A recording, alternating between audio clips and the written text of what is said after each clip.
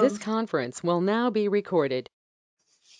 Of our regular session, and then we have a few business agenda items. We also have an urban renewal agency meeting, and in that meeting, the agency will make some referrals to council. Council and the agency have to both approve certain aspects of this work, and so we may go back and forth, or may go forth and then back, I guess.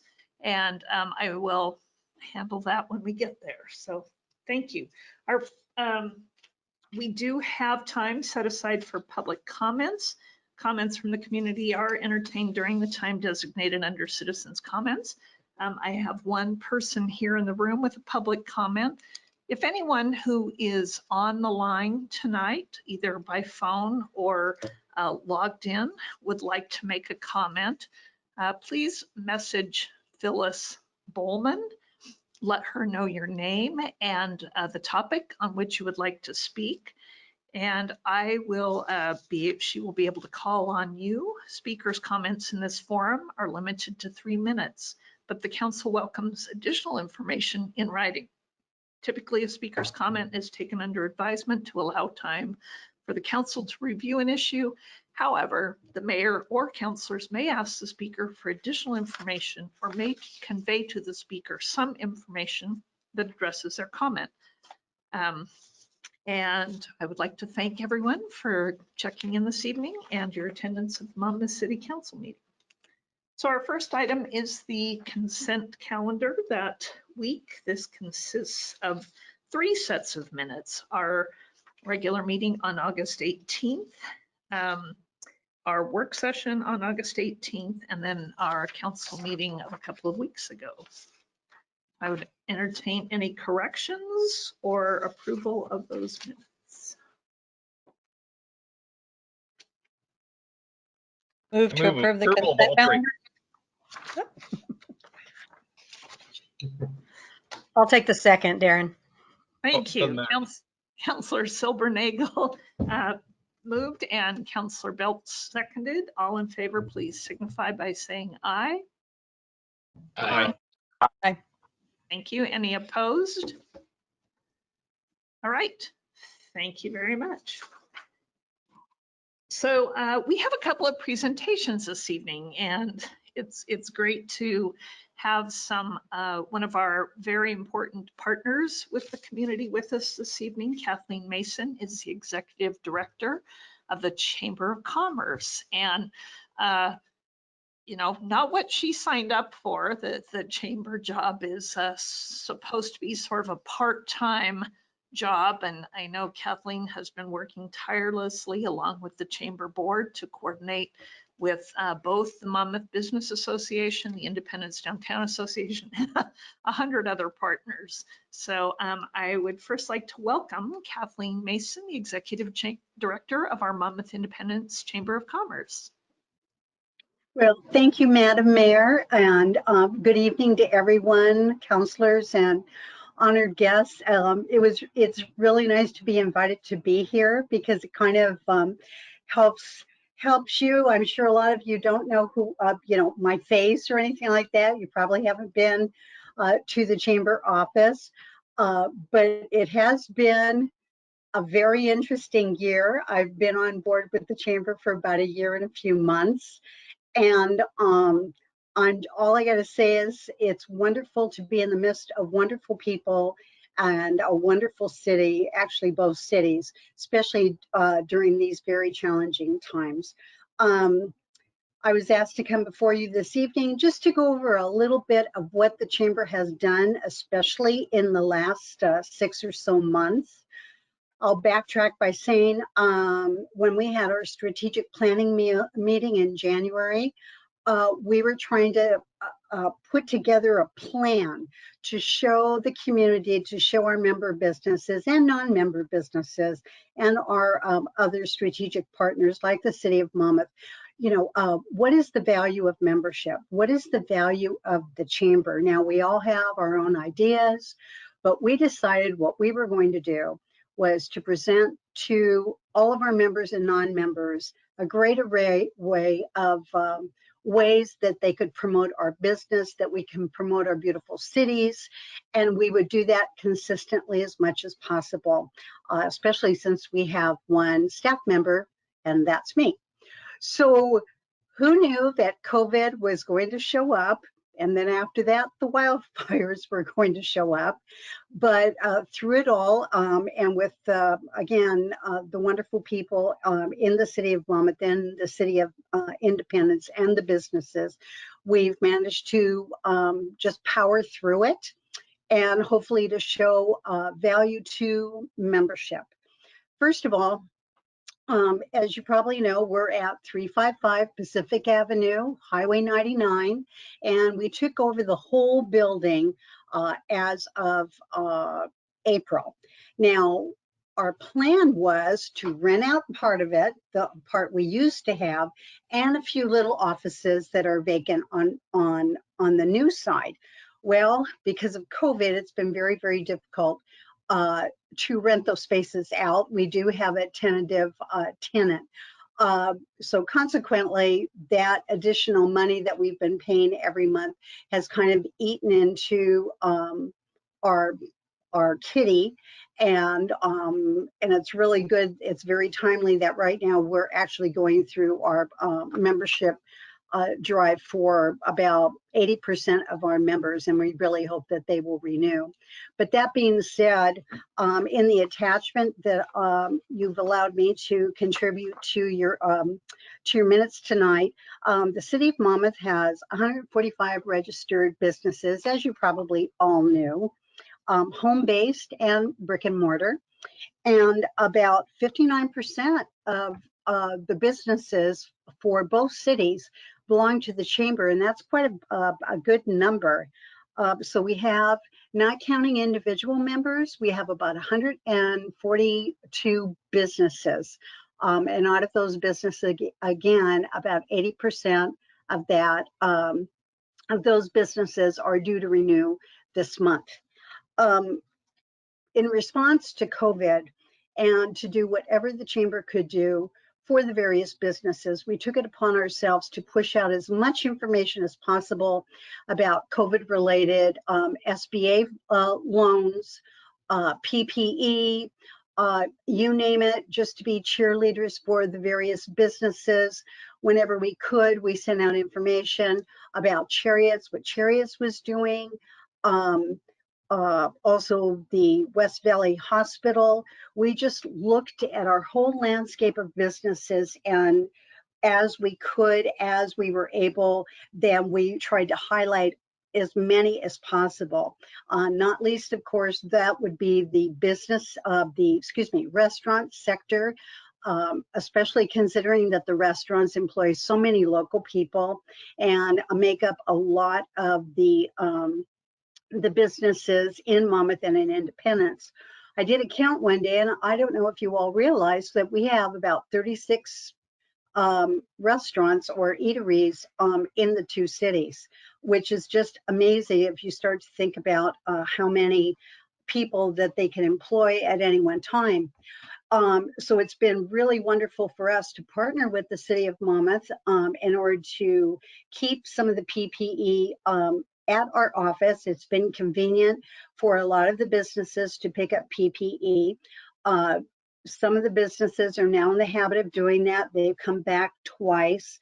In case you don't know, the city gave us gloves, masks, cleaning solutions, hand sanitizer, face shields, things like that, that we've been distributing to the different businesses. So the businesses, I have to tell you, have been extremely grateful, even if they're not telling you themselves, although we've been encouraging them to do so. We did send out 130 emails during the 5 or 6 months, which, believe me, was yeah. Thank you, Cece. Quite a lot. And we use social media extensively. I'm I love Facebook. I've used Instagram some, but Facebook, it's the big gorilla in the room. It's really been very effective to push out information about the need about reminding people to go to the restaurants, to go to retail establishments, to just be kind to the employees who are reminding customers to wear masks and things like that. Another thing that we did in cooperation with Monmouth Business Association and led by Jeff Glott with the Grain Station was we assisted in the creation of a poster that was put up around town to remind people to wear their masks, the customers and clients, when they enter a business. And we put faces of different businesses. I went around town and took pictures of the various employees so they would see this wasn't necessarily a cold government mandate. What was being asked of each and every citizen affects other citizens and other employees. So I think it's really had a positive effect. What else do we do? Oh, we've just done so much.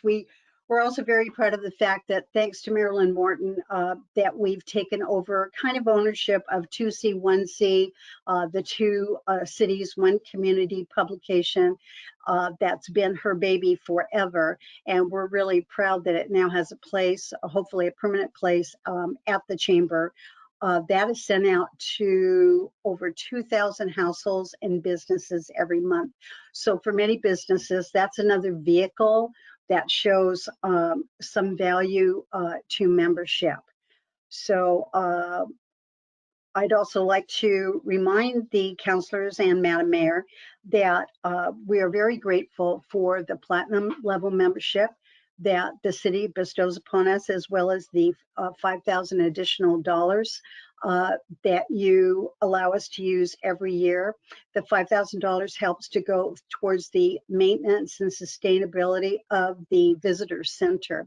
The visitor center for the last 6 months, whether we always could or not, has been open on Saturdays. People do drop in occasionally, but at least businesses know that there is an entity that might be able to help drive business customers to their businesses even on the weekend. And I'm very confident and of course hopeful that in 2021 that there might be just a little more activity on 99 that's more tourism related, that people will be able to get out more. I do think people are getting used to the mask and the idea of social distancing, and I think that becomes a positive part of business for Monmouth. So one more thing, excuse me. We also this last week turned into a donation site. So many local residents gave so much, and we stored them at the chamber office. And then Dieter Wiener of iHomes gathered them all up in his big giant Mercedes-Benz van and took them down to the Polk Fairgrounds. So that part of our community work is done at least temporarily, and we stand ready to help the community in any other way that we can. So, Madam Mayor, are there any questions, councilors? Anyone? I do. A question for Kathleen? Yes, ma'am. Nope, just seeing if anyone has anything for you. Okay. Chris Lopez, Councilor Lopez. Thank you, Madam Mayor, and thank you, Kathleen, for giving your time to join us tonight. Are there any, as someone that is a little bit more directly involved with the local business community on a different level, are there any needs of local businesses that you're able to identify from the chamber perspective that we might not be aware of at this time? Not really. I think the city of Monmouth has done a really good job by providing some sort of financial relief, and I know that is the #1 thing that businesses are looking for. And I know this is an anecdotal information that you have probably some hard figures on this. So many of the small mom and pop businesses are just a month, 2 or 3 away from going under. I used to have owned some businesses with my husband, and we used to find ourselves many times in that same predicament, and we were able to dig ourselves out. But with COVID, with something like this, it's just such a long-term haul that besides the PPE and the grants, if wishes were fishes, the businesses would just want money coming down from heaven so that way they could maintain their business. But I think the city, both cities are doing a wonderful job trying to think of what they can do and do it immediately. I listened in on another meeting this afternoon, the Mid-Valley Emergency Task Force, and you could hear in Commissioner Pope's voice the minor frustration because the federal dollars will be coming to our area, but yet it's not coming right this minute. And that's what people need is the financial assistance right this minute. But that being said, Counselor, that's all the information I have for you. Thank you.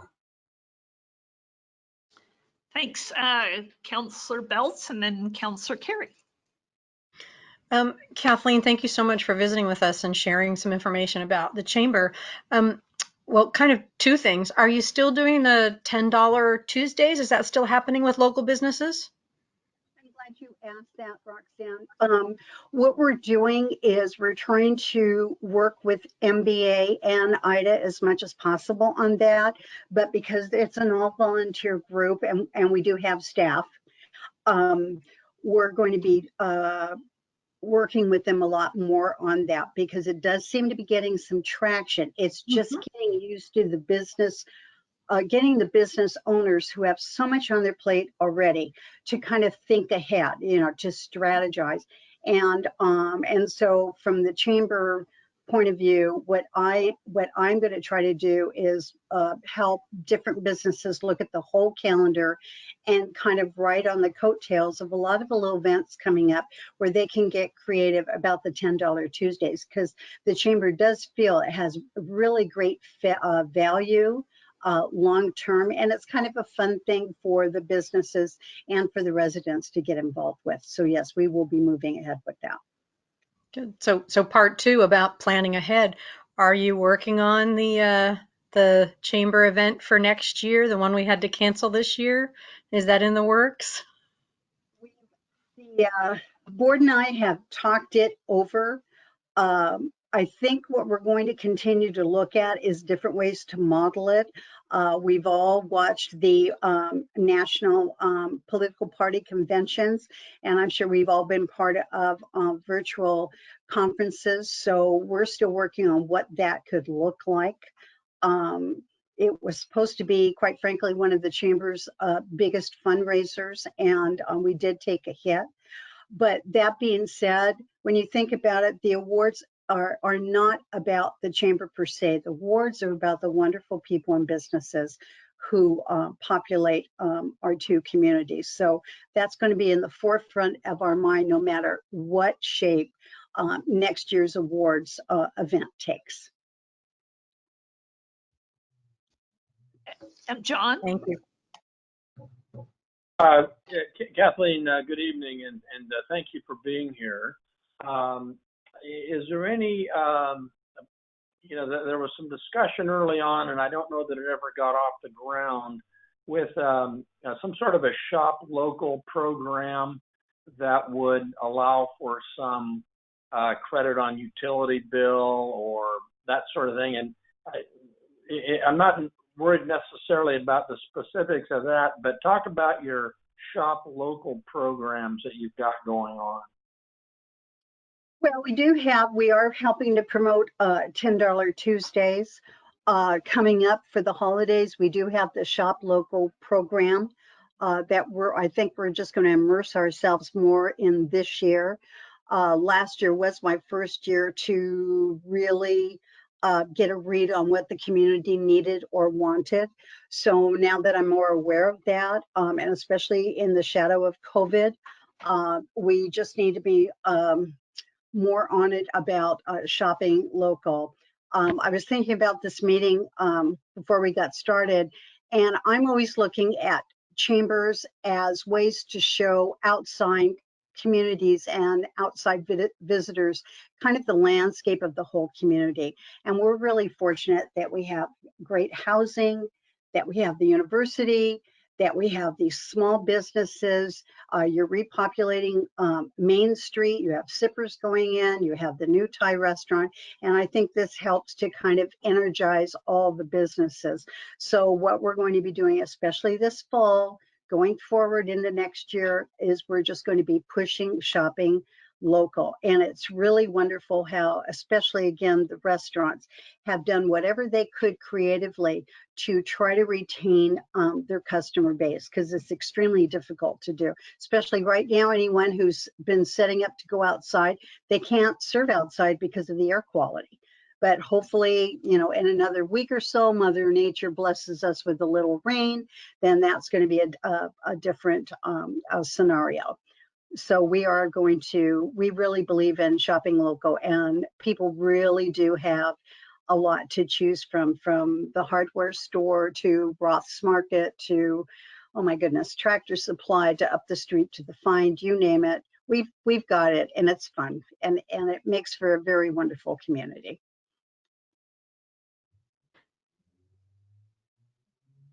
Great. Thank you so much, Kathleen. Really appreciate joining us again. You've been running on all cylinders and extra hours, and your communication has been really and truly amazing. And thank you so much to you and your board for all the work that you're doing, especially as you say, these are not easy times for the organization, and really appreciate how you stepped up. So thank you.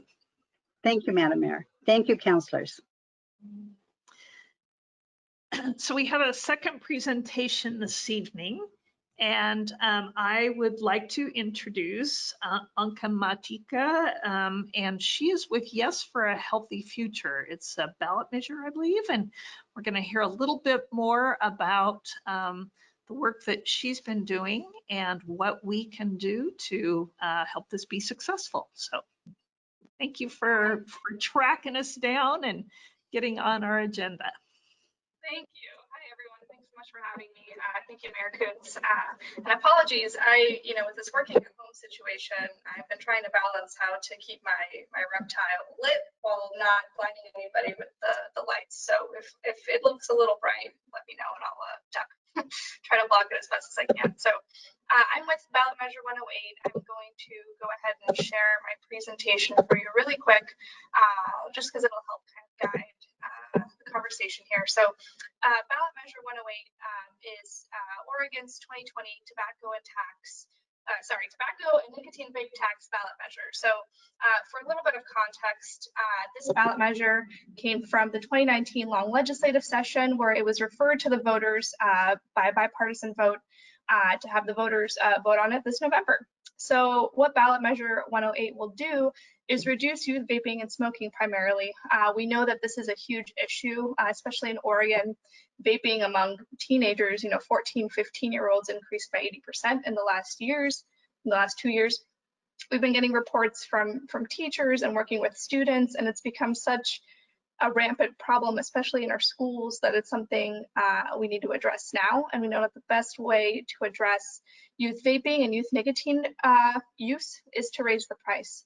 So the idea here is that we're finally going to tax nicotine vapes, which are not taxed in Oregon, at 65% wholesale. And all of that funding will then go back into the Oregon Health Plan and into tripling the amount of funding we have for smoking cessation and prevention programs.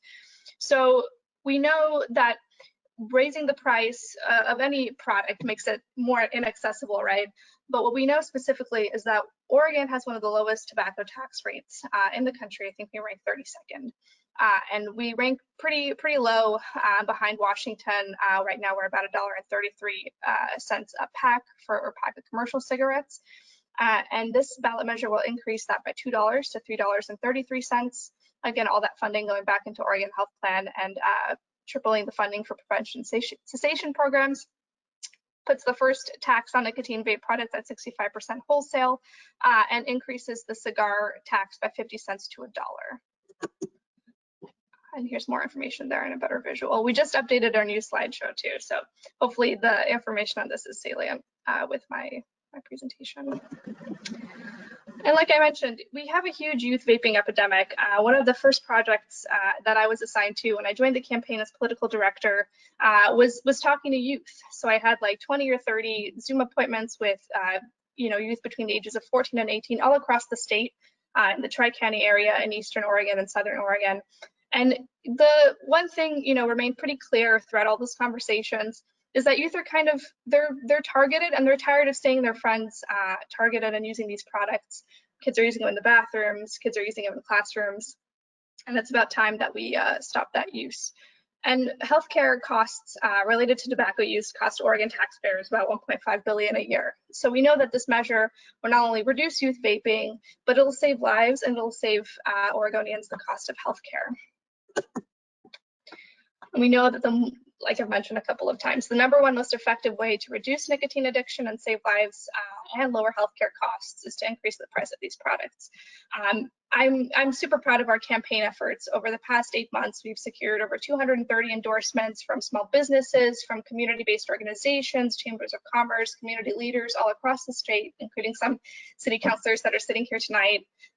And I think this is one of those ballot measures that really touches people, right? So not only do we have endorsements from the Tri-County area in Portland, but we also have the Pendleton Chamber of Commerce on our side, and we have the Redmond Chamber of Commerce on our side, and we have small businesses on the coast and in Southern Oregon that are really with us. And I think, one thing that translates to all Oregonians is the need to protect access to healthcare and the need to support each other and make sure that folks are getting the resources they need to quit these products for good. And that's kind of where that importance of the smoking cessation and prevention funding comes in. Before I worked on the campaign, I had a nice permanent job working at the Immigrant Refugee Community Organization in Portland, which is a social service agency. And I left my job there to join another temporary campaign job because of that smoking cessation and prevention funding. I know how important it is to have resources for folks that come from community and are by community. Coming from a family of smokers myself, and I think that's what'll really push the needle for folks to quit these products for good. Oregon Health Plan funding is critical, as I'm sure you all know. Oregon Health Plan provides coverage to 1 to 4 Oregonians, and this number was before COVID. So before COVID, we knew that we had to figure out a way to plug the hole in OHP funding. But now, as unemployment rates are skyrocketing, folks need access to care. And so this is going to be a really critical measure to ensure that we have revenue for OHP and save funding and save money in the state budget for other programs as well. And also, as I mentioned, healthcare is expensive, and tobacco-related healthcare costs are expensive. So we know that passing this measure will decrease the costs taxpayers are paying in tobacco-related healthcare costs. This measure is explicit. The money only goes to the Oregon Health Plan, and it only goes to smoking cessation and prevention programs at cities, counties, and community-based organizations. Revenue raised was decided on by a bipartisan committee, was voted on by a bipartisan committee.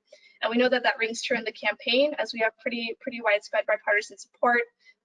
We have support from former gubernatorial candidate Bud Pierce, Dr. Bud Pierce. He's a huge supporter of this effort and somebody who has stuck with us the last 8 months. So super grateful there. And then kind of heading into what we would love from supporters, from folks from Monmouth City Council, from folks from the city of Monmouth, is just following us and keeping up to date with information. So we have Facebook, Instagram, Twitter, we have a website, we have resources in different languages. If you need resources in Spanish or other languages to make information about the campaign more accessible, on every platform we're ESL 108. And we can always use support in hearing folks' stories. If you go to our website, we have, I think, around 20 or 30 stories from real Oregonians on how tobacco has affected their lives, on how lung cancer has affected their lives, and why they're supporting this measure. So I recommend looking at those too if you're interested in hearing why other folks are supporting this measure. And I mean, yeah, that was a really quick 30,000-foot image and picture of the campaign and of the policy. And I would love to take any questions you all may have about the policy, about our campaign structure. Happy to answer any questions you all may have. Thank you so much.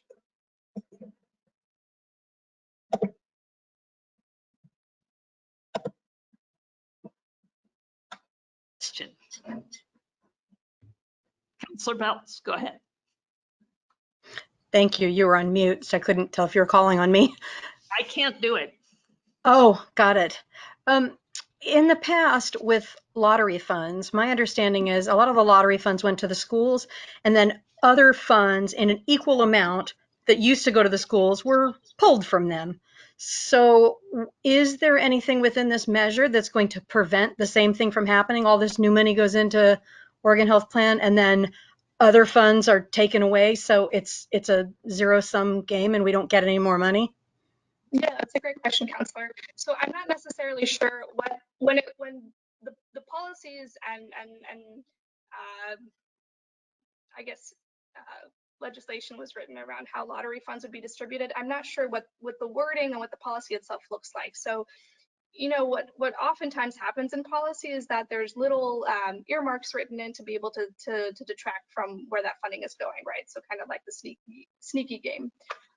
But Measure 108 is explicit, right? So it specifically lays out within the ballot measure language that 90% of the funding must go to the Oregon Health Plan for distribution to increasing the number of doctors that are available for folks on the Oregon Health Plan or care centers, and that 10% of funding must go to cities, counties, and community-based, the last 10% of funding must go to cities, counties, community-based organizations, and tribal health clinics for this funding, for the creation of smoking cessation and prevention programs.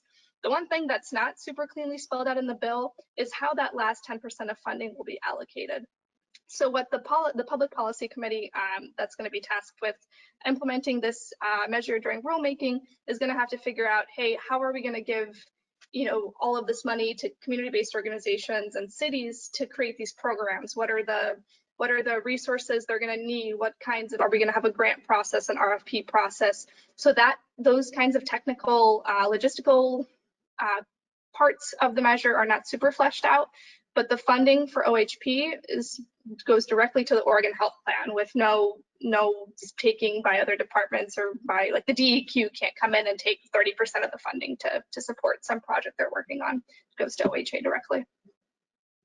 Great question. Thank you. Great. Other questions? Yes, Dr. Sharmer. I just want to say thank you very much for doing this. It's something that's really critical.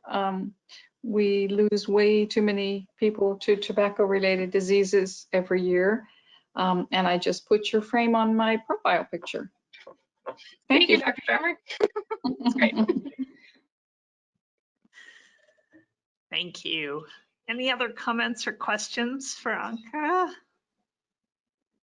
Yes, Madam Mayor. Yes, go ahead, Councilor Lopez. Yes, thank you. And thank you, Anka, for joining us tonight. I really appreciate you devoting your time to this. And I'd like to echo Councilor Sharmer's thanks as well.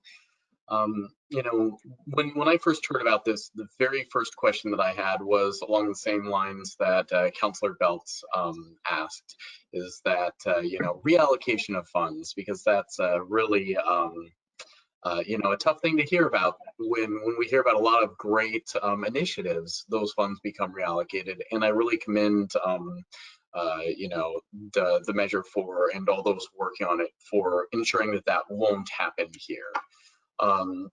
The other thing I just wanted to take a moment to call out is that, and I think that you did this already, but I wanted to highlight that this closes a loophole that allowed vaping products to not be taxed the same as other tobacco products. And I feel like it's you know, an unfortunate loophole that existed, and I'm really glad that that you found a way to help close that. So thank you for your work. Thank you, Councilor Lopez. All right.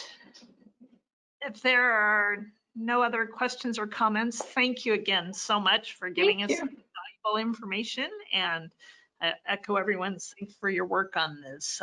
Working in the school district, I can certainly tell you that any of these prevention programs are much needed and very valuable to our youth. So thank you. Thank you. Thank you so much. Have a great night, everyone. Thanks. Thank you. All right, that brings us to our reports, and I have a brief mayor's report. I have, as with most of us, I think, been preoccupied quite a bit. It seems hard to believe it's only been a week since we woke up and found out that many of our friends, potentially family members, certainly beloved spots in Oregon probably had gone overnight. And certainly my heart goes out to those people, as I know all of you have been finding ways to donate, to support, to help wherever we can. And our community has really stepped up. Yesterday, was in a meeting with Dean Bender. Dean is the emergency manager for Polk County, and he was giving us a report on sort of how this came together. Polk County actually is set up as a specialty site. Polk County Fairgrounds, I think many of you know, welcomed folks with their animals. That became necessary. Certainly it started out with the Beachy Creek fire, and then as Echo Mountain fire in Lincoln County exploded, we were able to take a lot of animals, and that is still going on. They are hoping to not be housing folks after this week. The state fairgrounds still has room for people who need shelter there, but the Red Cross has been trying to find hotel rooms and spaces like that for people to stay so that they are not overusing congregate care. But Polk County was very involved in that. At one point, when we were concerned potentially about tens of thousands of evacuees in surrounding counties, Monmouth and Independence, the university and the school district got together and talked about sort of what our local resources would be that we could offer to the county. And they right now don't need them.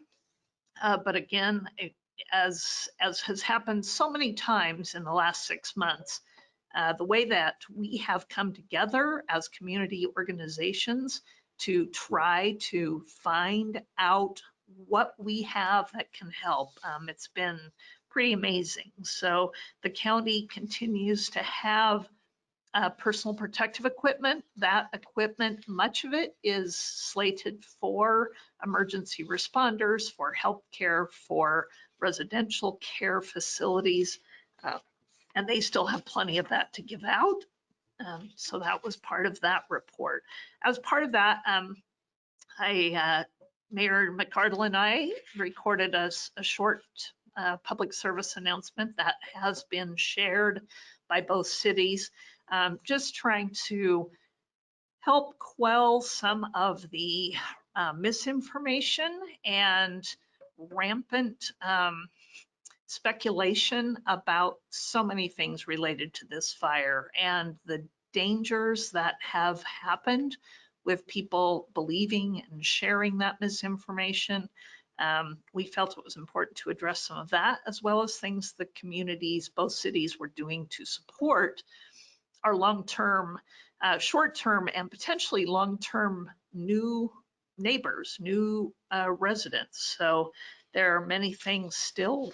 We're working through that, but I appreciate our city staff and everyone who has come to that aid.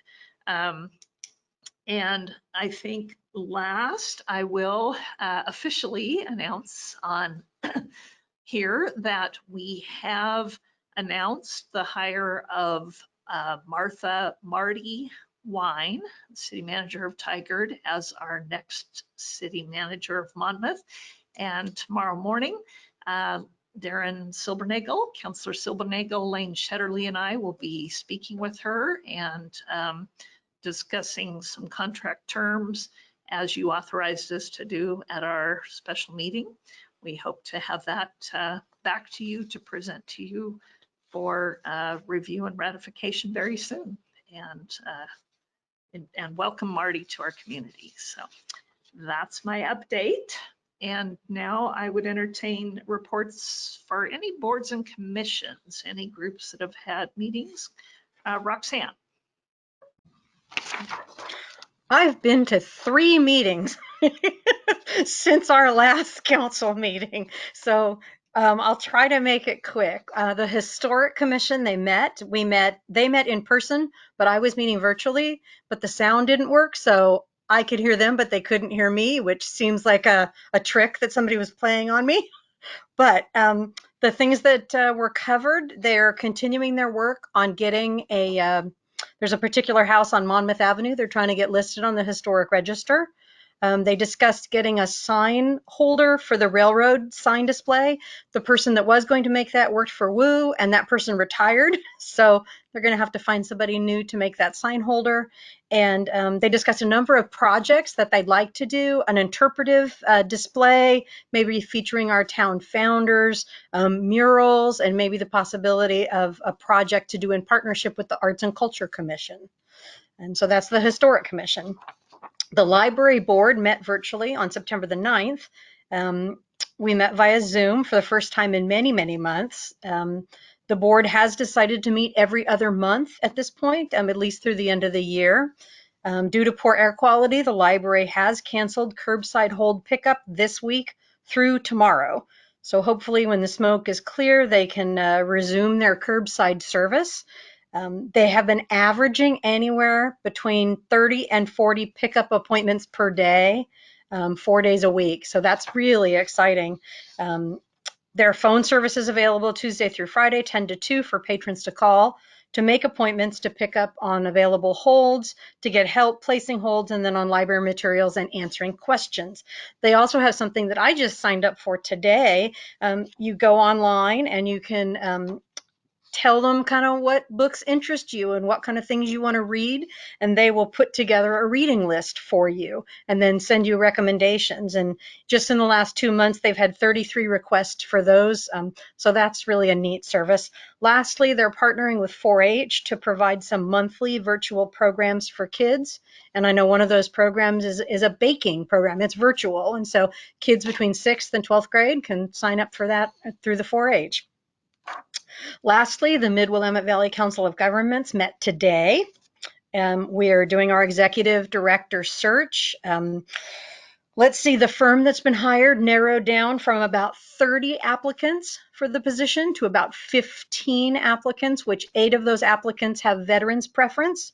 The search firm is going to then winnow those down just a little bit through some virtual interviews. Then they're going to send us the semifinalist recommendations.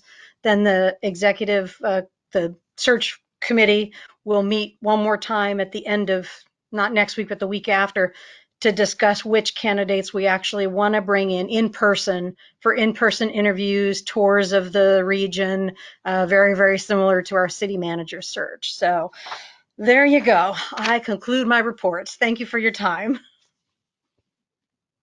And Councillor Schinkel.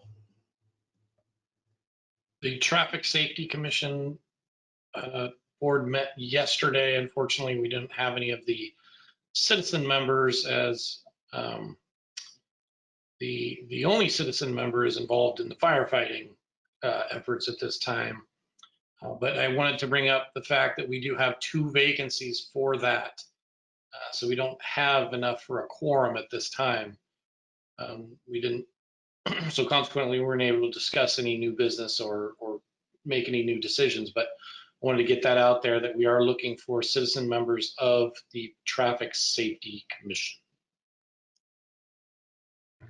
Thank you. And that's one that meets quarterly, so not too tough on the schedule. And Councillor Carey. Madam Mayor, members of the council, the Planning Commission is going to be meeting tomorrow evening at 7 p.m. virtually, and same kind of a setup that we have here. And one of the things on that agenda will be approval of a cell phone tower sort of in the north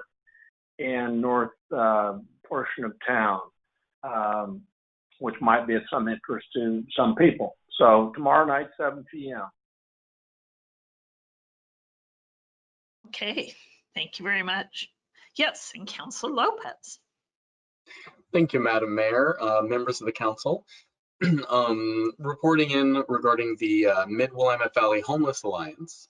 We did have a very brief meeting. Unfortunately, this was as things were developing rapidly regarding the fires.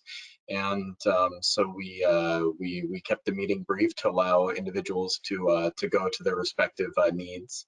But it is of note to note that the Alliance was working in conjunction with Red Cross and other local providers to ensure that our homeless population isn't adversely affected more than they already are through the course of the fires.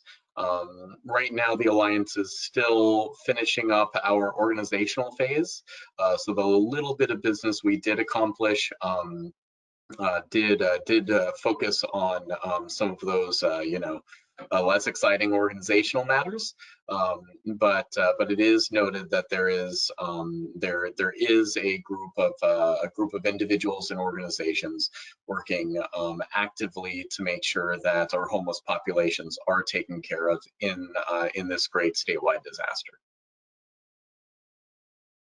Great, thank you. Yes, I've been hearing about some of the work, and it's extremely timely that we're getting this put together and working again as a region to address these issues. And I'm sure there'll be plenty of work ahead. So thank you again for serving on that regional board.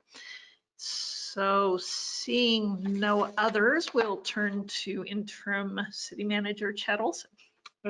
Thank you, Madam Mayor and members of the City Council.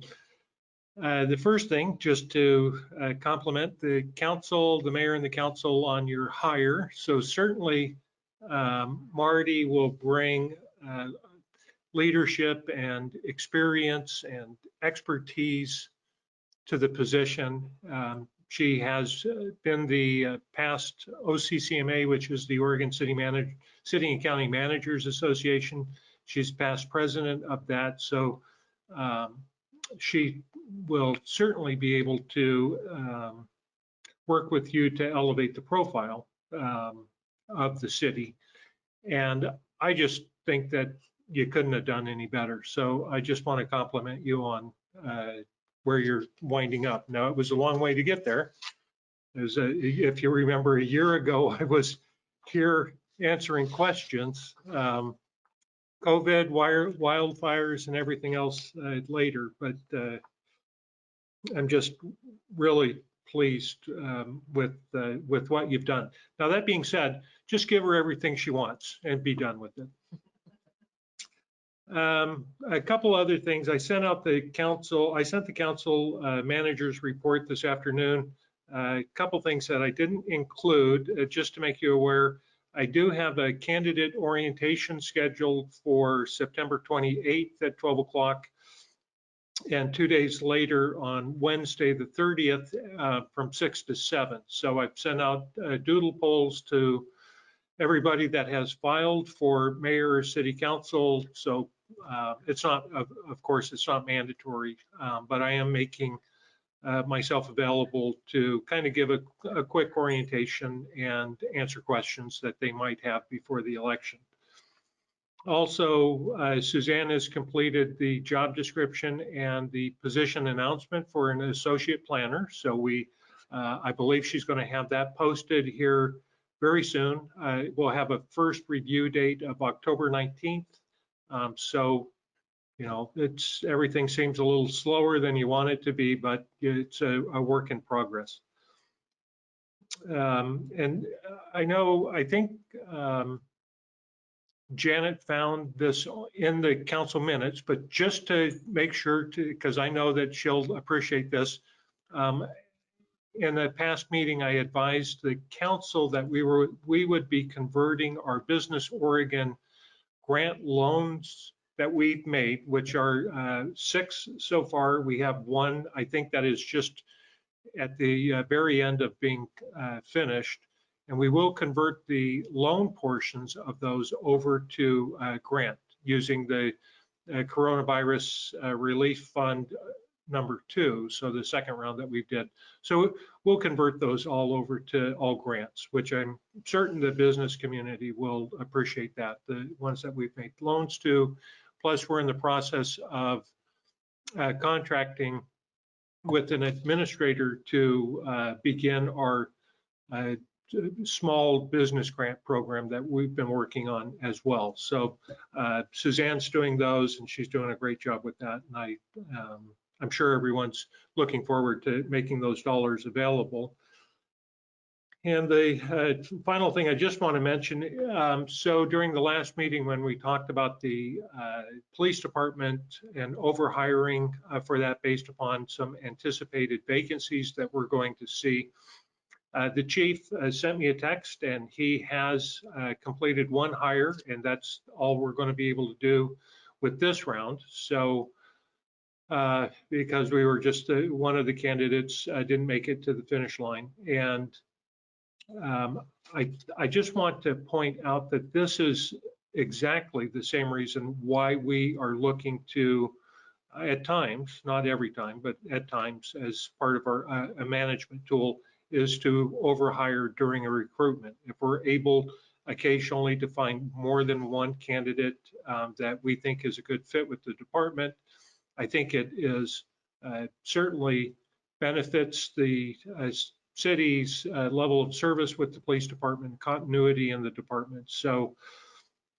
that being said, I did authorize the chief to go ahead and initiate another recruitment round. So he is out doing that, which again, based on our experience, we'll be into that for anywhere 12 to 16, 20 weeks. But I just wanted to make you aware that I did give him the go ahead to initiate that based upon anticipated turnover. And with that, I will just open up for questions if you have any. Otherwise, thank you very much. Any questions for Chad? Not seeing any at the moment. Councilor Lopez. Councilor Chris, did you have something? Yes. One quick question regarding one of the attachments that you had emailed over, Chad. This is regarding the WU Community Health and Polk County COVID-19 project, and I just wanted to call attention to this. This is a really informative document, and I would like to call out that, you know, on the first page, in the bottom right-hand corner of the first page, there is noted that there is a free testing event coming up. This is the last in a series in both Woodburn and Salem on September 23rd. I wasn't able to click the link. It's not clickable in my version here, but I'm sure that information is published elsewhere. But you know, if you think that you have been exposed, and if you have any concern about potential exposure or something, you know, something other personal that would prompt you to get proactively tested, this looks like a good opportunity to do that locally. Thank you. I know the prior one that was held here was for farm workers, so I'm not sure about the upcoming one. I believe the one in Woodburn as well was mostly for agricultural workers, so we'll have to double check on whether or not that's available to the general public. But the work that Western Oregon University has been doing, and they presented to us recently, this COVID-19 newsletter is part of their communication and outreach efforts. So it is an excellent resource. Yeah, it is absolutely a great resource. All right, unless there's something else, I will move on to citizen comments. And tonight with us, we have Kathy Grudel. And Kathy, if you want to state your name and city for the record, and 3 minutes for your comments. My name is Kathy Grudel, and I live here in Monmouth. And this is kind of a last minute thing, but I've been working with a friend to come and speak here about his experience that he had with the police at Jack's Pub not too long ago where the person was arrested, not him.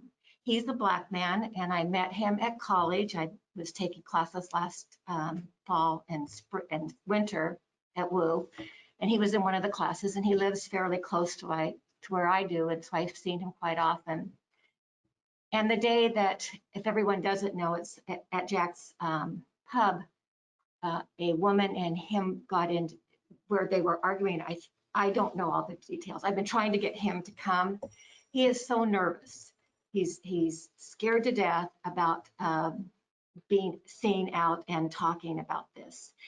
And so he's been working with someone about exactly what to say. And I don't think it's ever going to happen. So anyway, the lady was using racial slurs against him and then pulled a knife on him. And the police were finally called and came and talked to them and left. And he was so upset. He finally went and saw the chief of police and said, is nothing going to be done? He goes, well, we're going to investigate it. My concern is, as a Black man or any man, if he had pulled the knife, would they have let him go? Or would he have been arrested right then, put in handcuffs and put him back in the police car while they investigated it then? And so I just have a concern about that. He had a concern about that. This is a man that they have arrested her, but it took him two days to decide to arrest her. But when I first knew him at school, and then I would see when I was out walking, I saw where he lived. When the protests started in Portland with Black Lives Matter, I was upset with everything that was going on. So I went over and talked to him. I walked over that night and I said, how are you feeling about all this? And he goes, you know, I grew up in Portland. And he goes, I'm not one to protest. He tries to stay very calm about things. He says, I just feel like you just treat everybody nice. And that's what I try to do. He says, that's how you live life. He's a great person. And yet he went through this terrible experience, scared to death. He left the police thing. He happened to see us out protesting on the street and he just stopped and he was just shaking. He was so upset. I saw him the next day and when I was out walking, and he says, I'm just staying in my house. I don't want to go anywhere. And, I just feel bad when he's not the one that was at fault, but yet he was frightened that he wasn't being taken care of in this situation. So that was the one thing I wanted to talk about. He has been working with somebody to try to come talk here, but he's just afraid. And I call him every meeting. I said, if you need a ride, but he never answers his phone, and I haven't seen him outside. So the other person I wanted to mention is another Black man who's lived here most of his life. And he says he gets stopped by the police all of the time for no reason. He won't come and talk because he doesn't want his family affected.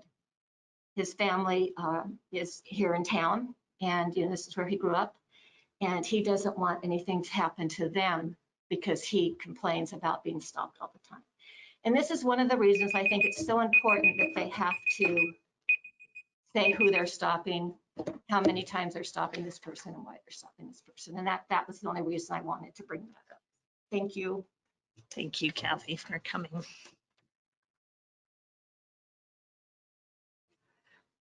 Phyllis, did we have any other comments? Is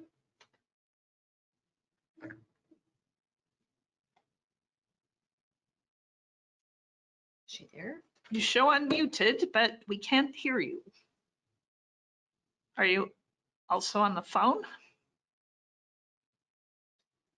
Maybe she can say it in chat. Yes, so if you want to type in the chat, if there's anyone else to call upon. So I would just remind Kathy that we do take written comments. If that would be more comfortable for the individual she was talking about, that might be a way for him to express his feelings. Can you tell him thank you?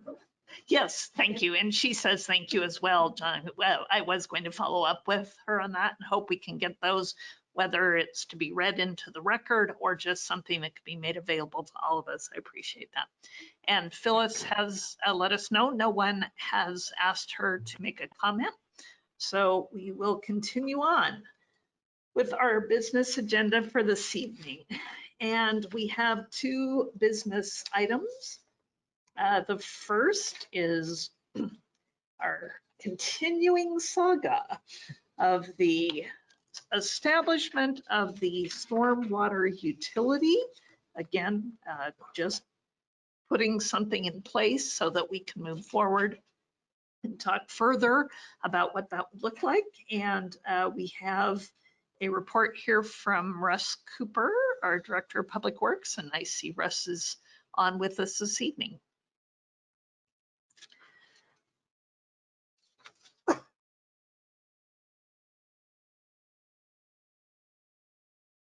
Well, you show unmuted, but we can't hear you either, even though you show unmuted. Are you on the phone as well? Yeah.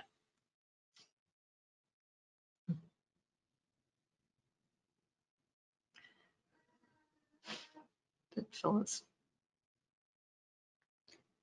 Seem to be having a lot of audio issues. Yeah. Well, we're still not hearing you, Russ, if you're speaking to us.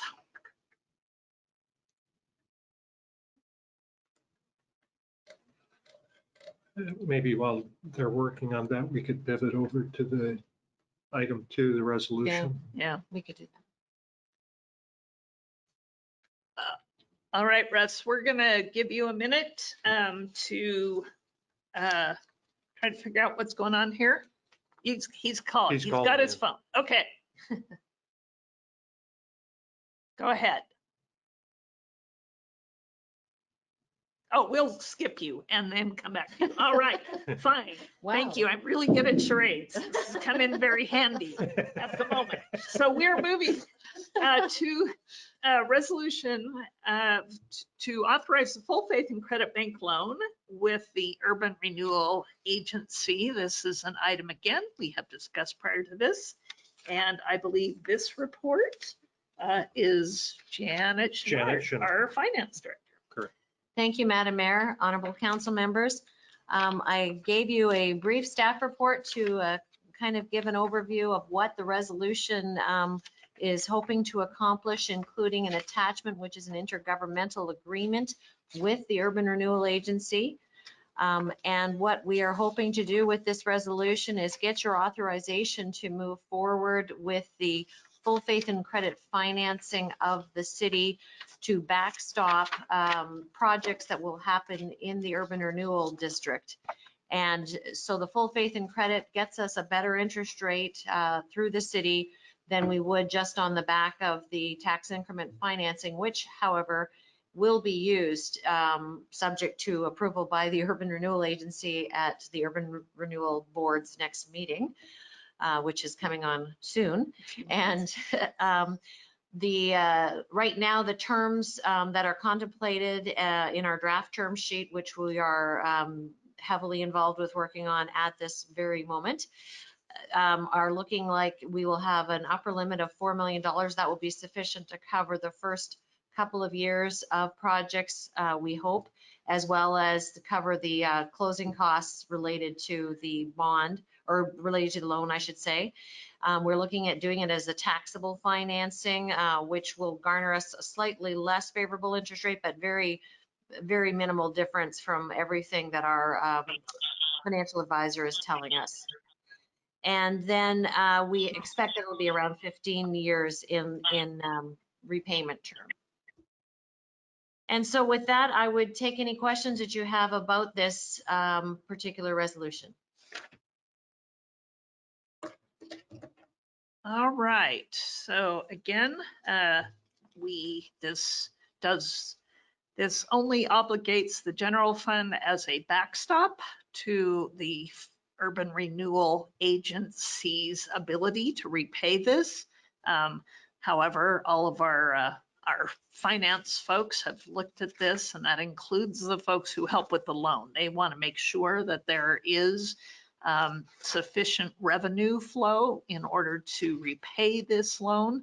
But as Janet said, what we're doing here is buying some insurance to actually decrease the rate or perhaps increase our bond rate or our loan rating, credit rating, because of the city's strong financial backing. Is that a fair statement? Fair. Okay, so any questions? Byron Schinkel, Councillor Schinkel. Thank you. I know that we have been through this, and a lot of my concerns have been resolved. I'm just wondering if Janet or someone more wise and better spoken than me can sort of explain how the URA will repay, how the funding works, just briefly, so people who are on can understand what we're doing, because most people probably have no idea where this money is going to come from. Fair enough. Increment financing. Right. Oh, it's such. Right. Well, in fairly simplistic terms, on your tax bill, a portion of the property taxes that would normally be due to a variety of districts within Monmouth that overlap with Monmouth, those monies have been carved off to help with urban renewal projects. And that was voted on, or council put it in place, I should say, back in 2005. And so we now are in the last 5 years of that urban renewal district, and our tax increments that we're getting from that funding source, property taxes that would, like I said, otherwise go directly to us, but have been carved off as urban renewal. Those are the monies that would be used to repay this particular loan. So that's right now, that's in the range of about $350,000 a year that we get, and that is adequate to cover both principal and interest over about a 15-year term if we borrow $4 million. And again, depending on the interest rate, it may be slightly, we hope slightly more favorable than what we've been shown to date, in which case we'll have a little bit of extra, and that amount will actually grow with all of the development that we have happening in the urban renewal district, such as Ash Creek Station, such as our latest Monmouth Commons development across. When that happens. When it happens, exactly. Hoffman Estates. And Hoffman Estates, a variety of developments will be contributing. And we had a very expert group called Tiberius take a look at our analysis of which projects were coming online, and they're anticipating that our tax increment will actually grow quite substantially over the next 5 to 10 years, so that we will in fact be able to take on a little bit more debt to do more projects. Was that too much, Byron? So just to be clear, so when you say tax increment, you mean the increased value on those properties naturally increases your tax. And so the increase in that tax goes to the Urban Renewal Agency fund instead of other funds. Correct. So it's not a new tax, it's not an increase, it's just an allocation of money to a specific fund. Absolutely. That's a great way to characterize it. Okay. And a fund which can only be used for these purposes, right? So Correct. We can't take the money, the tax increment, and hire more police or add services or decrease electric rates with those funds. So yep, absolutely. And great explanation, Byron. That's helpful. Thank you, Janet. John, Councillor Carey. Thank you, Madam Mayor. Again, just sort of along Byron's line to sort of get information out there, but this does not specify a particular project at this point. Is that correct? Correct. So when the Urban Renewal Agency meets next, we'll be going through the list of projects that we've talked with you about before, and are with the Urban Renewal Agency about before. And so, yeah, this 4 million contemplates several projects over a number of years, basically, that are specified in the discussion. And can I also add that the projects, by and large, are brick and mortar type projects, water, sewer, power, transportation projects. So those are infrastructure related projects for the most part. Sure. Now, does what was because I think we have more capacity than just 4 million. How will we get to that? You know, that arguably up to 8 million or 12 or whatever we have remaining, given the yield that we're getting at the moment. So given are you talking about the yield on an interest rate for the 4 million loan, or are you talking about yield on? Yield was not the right term, but you said we're collecting about 350,000 a year, and that should be adequate to pay the 4 million. If we're going to go beyond 4 million, how's that going to happen?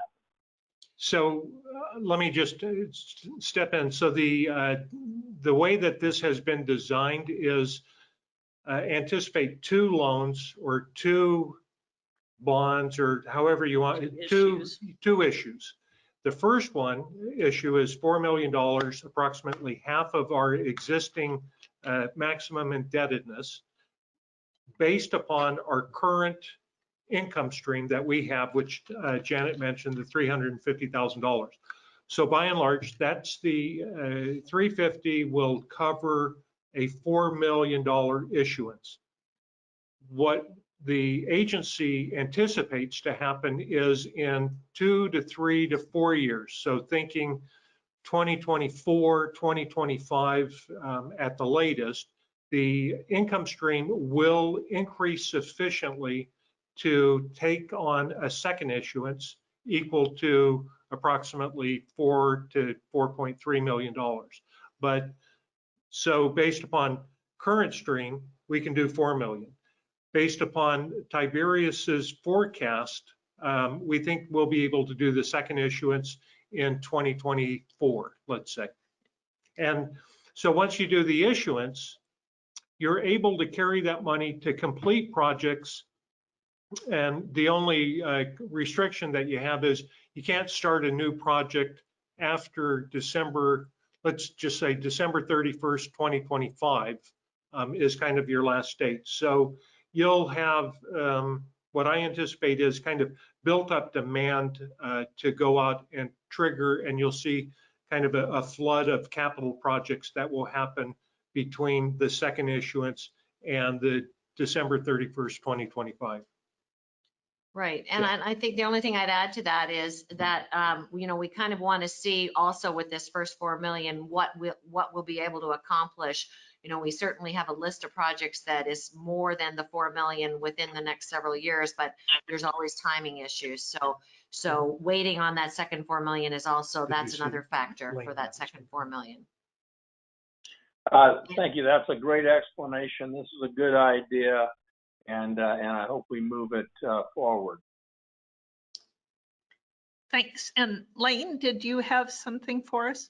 I was going to, but Janet and Chad did such a great job of explaining how the financing is going to pay for this without raising taxes. I don't need to say it again.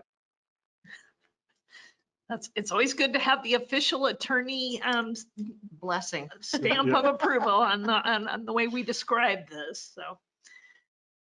All right, so there is a suggested motion for the adoption of this resolution by the council.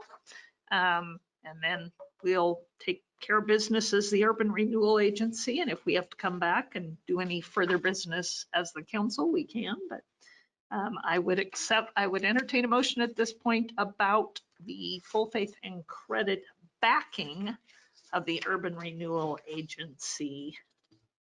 I move to authorize the city to enter into a full faith and credit financing as outlined in resolution number 1908. Second. Thank you, Councilor Schinkel.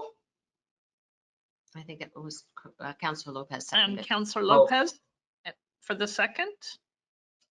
Thank you very much. And a resolution authorizing full faith and credit financing. And roll call, please, Phyllis. Councilor Schinkel. Yes. Councilor Lopez. Aye. Councilor Carey. Aye. Counselor Sharmer, Yes. Counselor Belts, Yes. Counselor Silbernagel. Yes.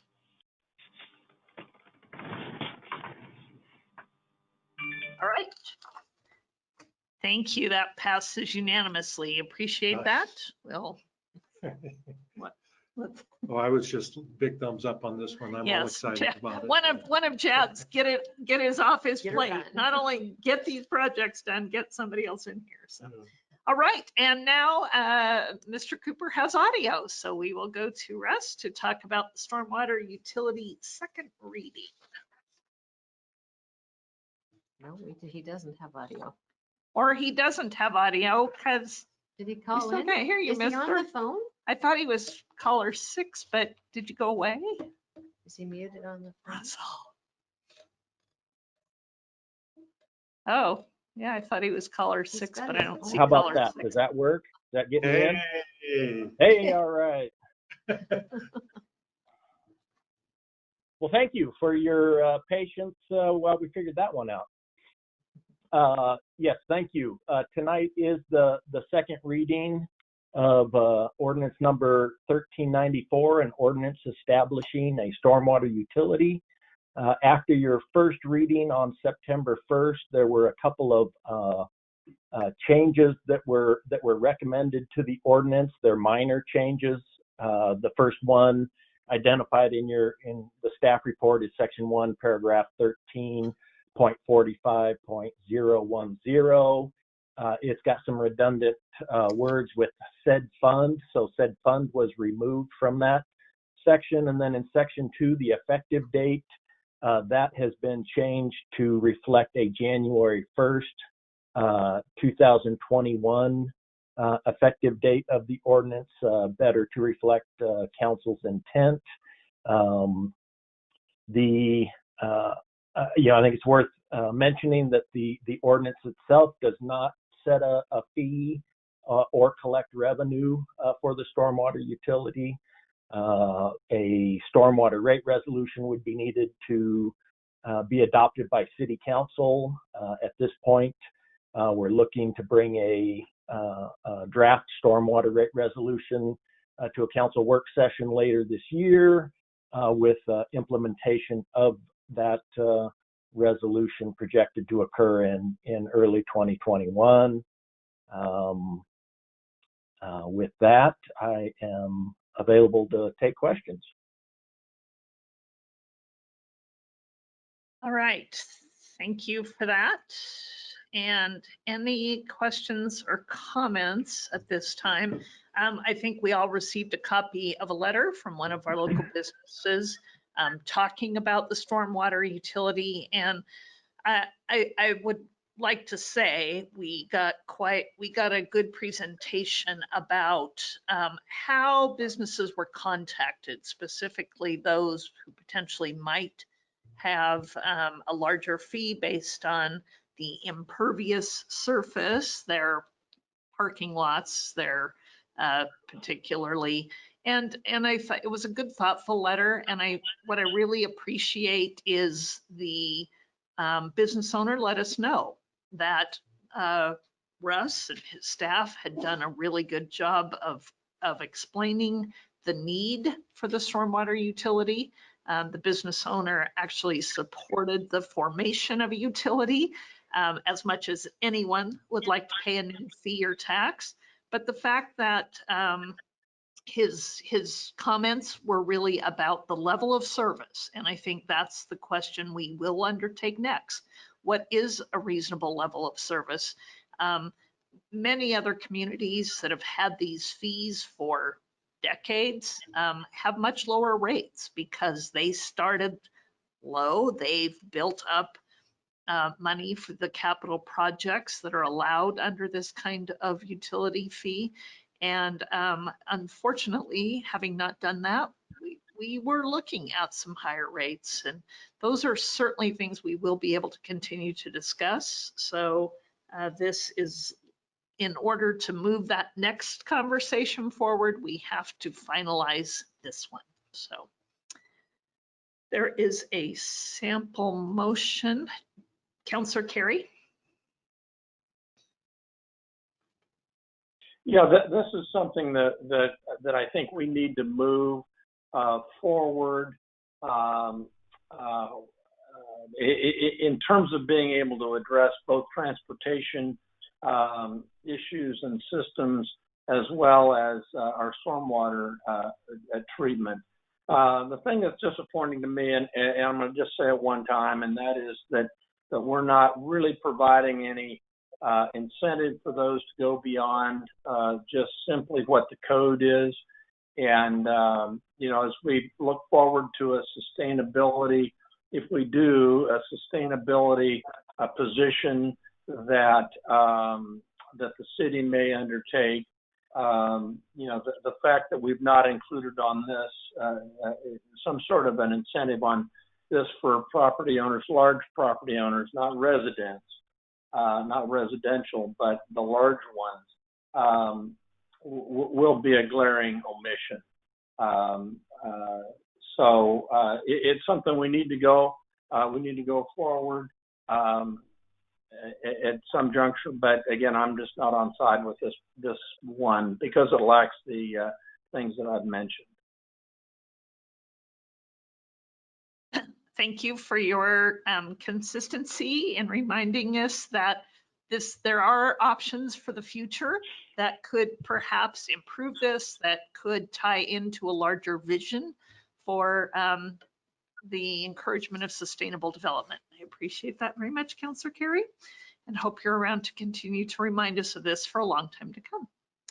That would be great. Councillor Lopez. Thank you, Madam Mayor. And I'd like to touch on the same topic that Councillor Carey did touch on. I too share those concerns regarding the city, not building in a financial incentive for businesses to be able to access a lower rate if they're doing more for the environment and more for the health of our stormwater system and environment as a whole. My concern extends that another step, though, to homeowners as well. And I know that through all the discussions with our consultants, we weren't able to find an equitable way to provide homeowners those same rebates that we would offer to larger landowners and businesses. And I hope that we do move forward with looking for creative solutions to make those rebates universal and fair, be it an individual homeowner or be it a larger corporation. My concern with the concept initially of only providing those rebates for larger landowners was that it then shifted the financial burden more toward homeowners because they weren't able to access those same rebates. So I look forward to a future in which we're able to incentivize all to take care of our environment and provide those fiscal incentives therein. Thank you, Russ. Yeah, what I wanted to maybe add to that is to thank both Councillor Carey and Lopez for those ideas. And in the process so far, what we've talked about with the ordinance is a credit for going above and beyond or installing these types of features. As we move down the road, what we may want to consider as we have revenue built up in that fund would be some sort of a program that it was a one-time cost toward the construction of those types of facilities above and beyond that would protect the environment. It's a one-time cost to the city and not an ongoing cost that gets spread among all ratepayers. So it's another way to look at how can we have a positive benefit toward the environment and still maintain affordable rates in the utility. Yeah, thank you. And also reduces the administrative cost of trying to administer credits and rebates, which, John. Good points all. And but while this is in part an environmental concern and it's driving me, it's also one that reduces the impact on our infrastructure. If we're collecting storm runoff in rain gardens, that's not going into our system, which requires a more modest piping size and a variety of other things. So it's certainly an environmental issue, but it's also one that reduces the impact on the system. Anyway, good. Thank you, Bill. All right. Thanks, everybody. I am going to entertain the motion.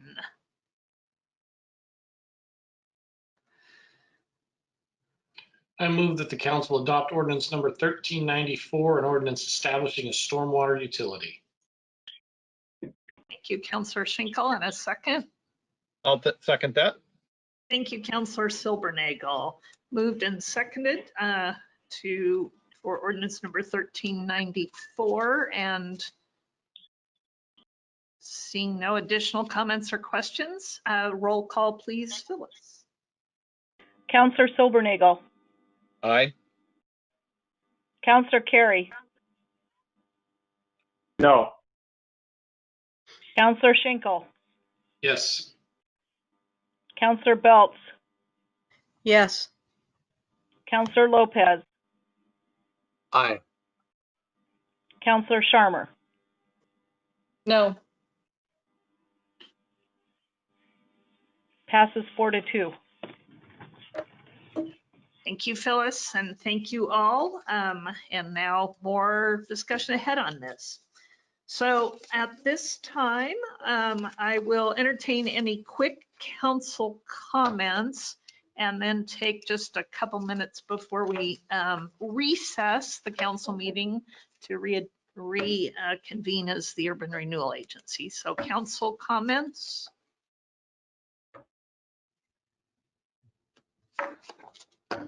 John.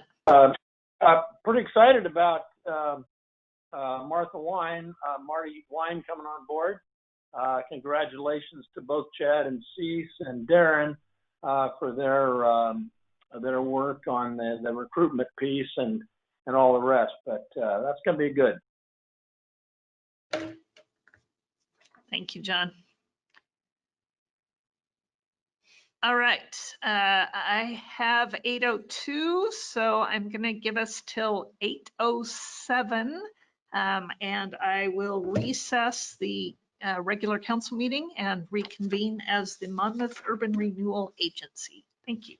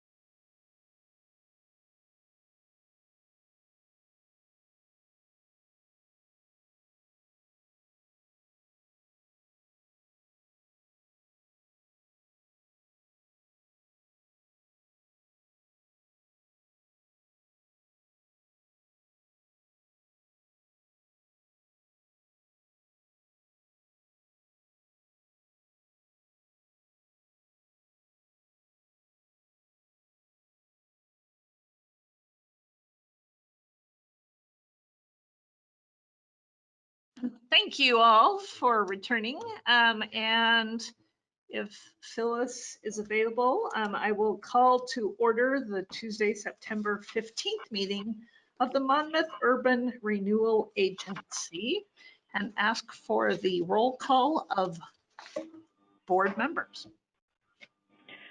Mr. Carey. Here. Mr. Lopez. Here. Dr. Sharmer. Here. Mr. Schinkel. Here. Mr. Silbernagel. Here. Ms. Belts. Here.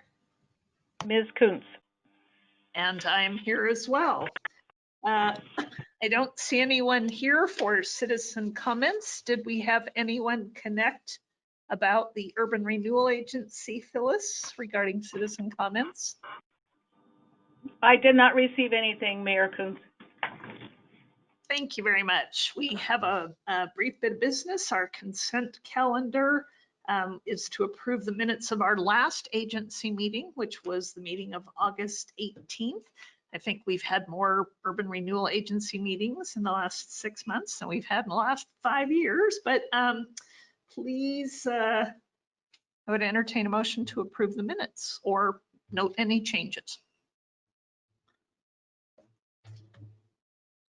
I move approval of the minutes as presented. Thank you, Mr. Silbernagel. I'll second. Thank you, Mr. Carey. All in favor, please signify by saying aye. Aye. Aye. And any opposed? Great, thank you. I would like to ask a moment of privilege for the chair here to do a bit of adjustment on the agenda, and that is we do have some callers who are representatives of the project that we are discussing regarding the Monmouth Commons. That item is number 4 on our agenda this evening, and I would like to move that to number 1 unless there are any objections. Seeing none, we will go to our, I don't know what your title is here, buddy, but whatever Chad Olson's title is, he is our interim executive director of the Urban Renewal Agency. Correct. Thank you, Madam Mayor. I'm sorry. Exactly, it's chair. Chair. So this item, and let me hold it up in front of me. There was just so you know, there was a update to the development agreement that was sent out before the meeting. So there is a updated memorandum or updated assistance and development agreement that you should be looking at. It's comparable to the one that was included originally with the council packet, where the city attorney and I are continuing to work on a few nuances to it, primarily the addition that was sent out today added some timeframes to it. That being said, we're still working with the owner to ensure that the times that we attach to it are suitable for their project. So I would anticipate possibly the dates changing.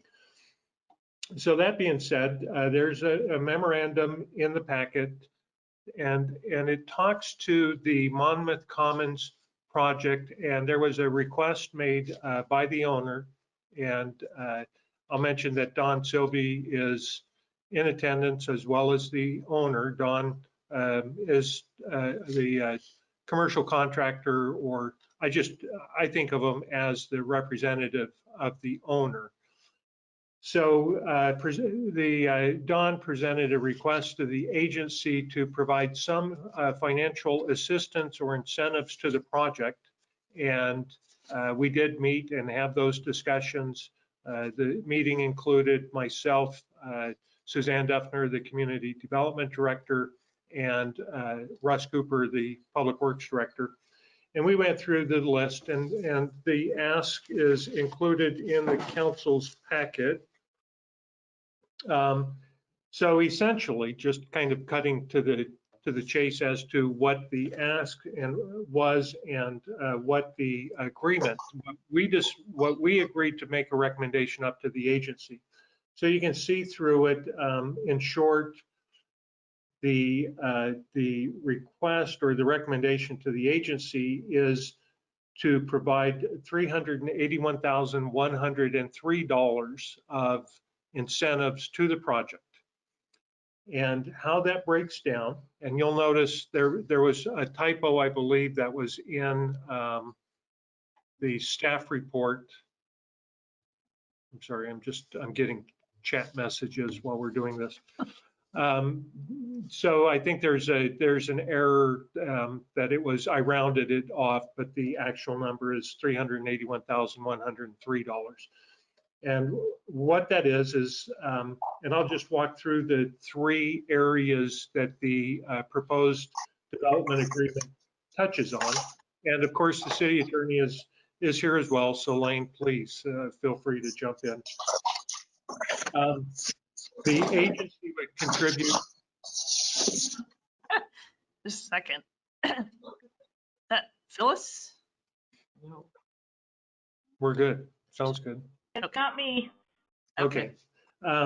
So the agency would provide $38,003, not to exceed. So these are not to exceed amounts to the project for system development charges that could be applied to any of the system development charges. The owner would pay $200,000. So again, all of these amounts are not to exceed amounts. The building permit fee, so the agency would contribute up to $50,000 towards the project, again, not to exceed. And down below, the third item had 6 sub-items that were attached. I'll just point out that item number 6 was removed in its entirety. So we're talking about the first 5 of that. The first one has to do with replacing a water line. The second one has to do with sewer improvement. The third one is a storm line improvement. The fourth and fifth are related to electrical and power improvements required by the project. So that would, for that item, those 5 would be $293,100. Again, a not to exceed amount. So that's the entirety of the agreement, the $381,103. So that's kind of just a quick review of what the item provides. We also are requesting the owner to, as it relates to the water and sewer improvements, to expand the scope of those 2 items.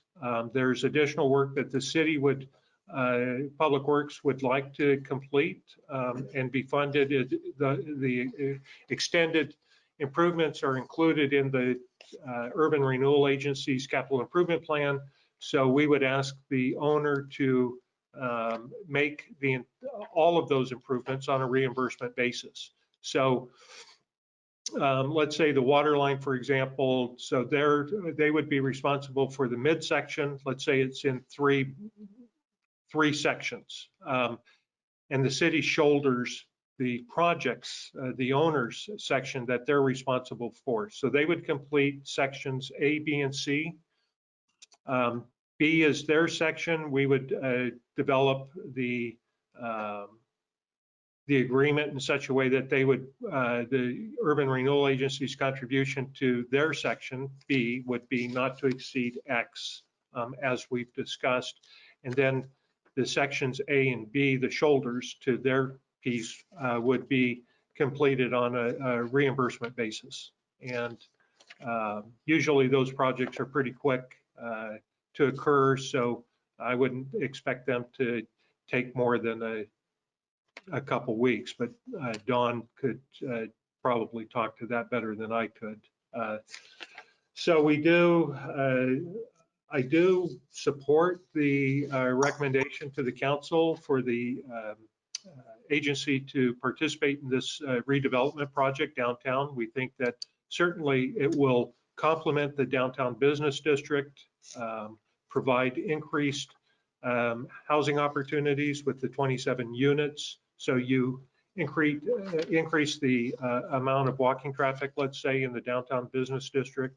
Certainly will complement the City Hall project and also the Oddfellows project that we're looking at. So we think it's not only is the project a great project for downtown Monmouth, which there's no doubt about that. And I've been free with that praise to the owner quite a bit during our conversations. But I think it does warrant the Urban Renewal Agency's participation in the project. So with that, I'll either Lane put together the development agreement. If you have any questions about the agreement itself, Lane's available to answer those questions, or I can talk to the financing. Yeah, if I can just very briefly on this, since this agreement is still under negotiation, I think what you would be approving tonight would not be the specific agreement, but you would be approving the participation by the Urban Renewal Agency in this project as outlined in the agreement. So that you're approving the general outline of the agreement. There will be some language changes, but it won't be any material changes. But since there will be some changes, your motion would not be to approve the specific agreement, but to approve the agreement with the developer and the owner as outlined in the agreement that you see in front of you.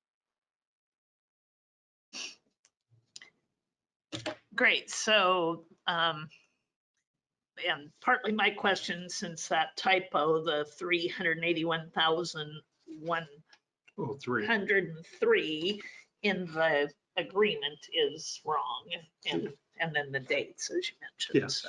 yes. We would correct those. Right. Scrivener's errors is basically what they are. Right. But we would be approving as to form and correct. And the agency participation. Correct. So. The owner is anxious so they still need to finish up the financing on the project.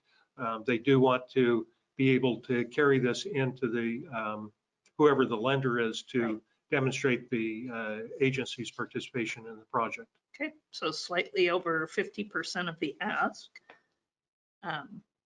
including all of the SDCs. And again, remember when it says waiver, what we are approving is that revenue will still go to the city. So the agency would commit the funds basically in the instance of the SDCs and building permit fees. We would just be paying the city for those things. So we are not foregoing revenue to city funds. Correct. Okay, other questions or comments here? I know Councillor Schinkel had his. Yeah, Councillor Schinkel had his hand up a bit ago. I mean, not Councillor, Mr. Schinkel. Oh, Byron. Get your meetings right, right? Now, is this Chad, you mentioned that in the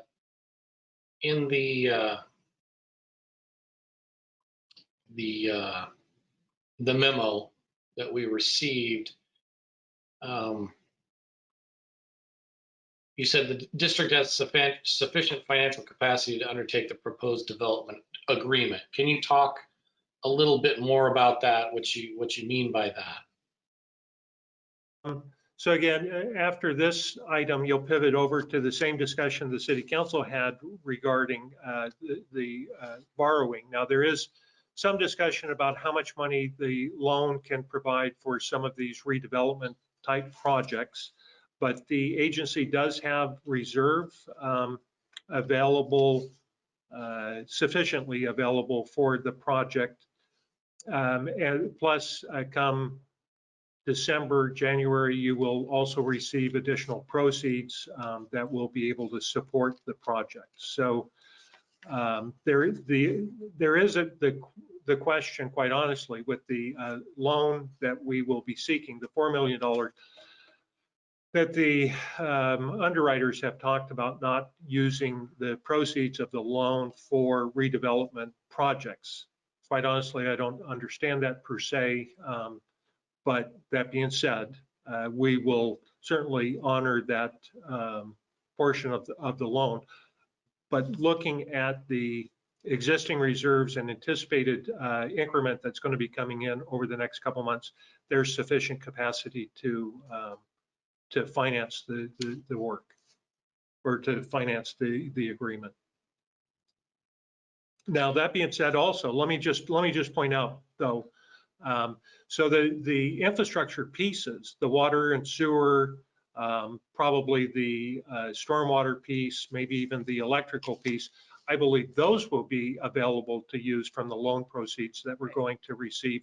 It's the system development charge contribution and the building permit contributions that we would be have to use existing reserves.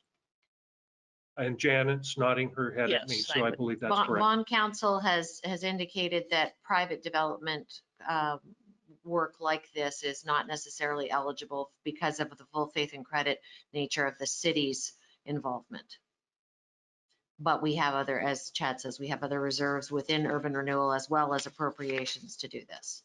And those public portions of the infrastructure improvements would be financeable through the district. Yeah. It's just $381,000 is a little bit of sticker shock for me here. I'm just wondering, have we ever done something of this magnitude for a private project? And what percentage of the total project would this outlay be?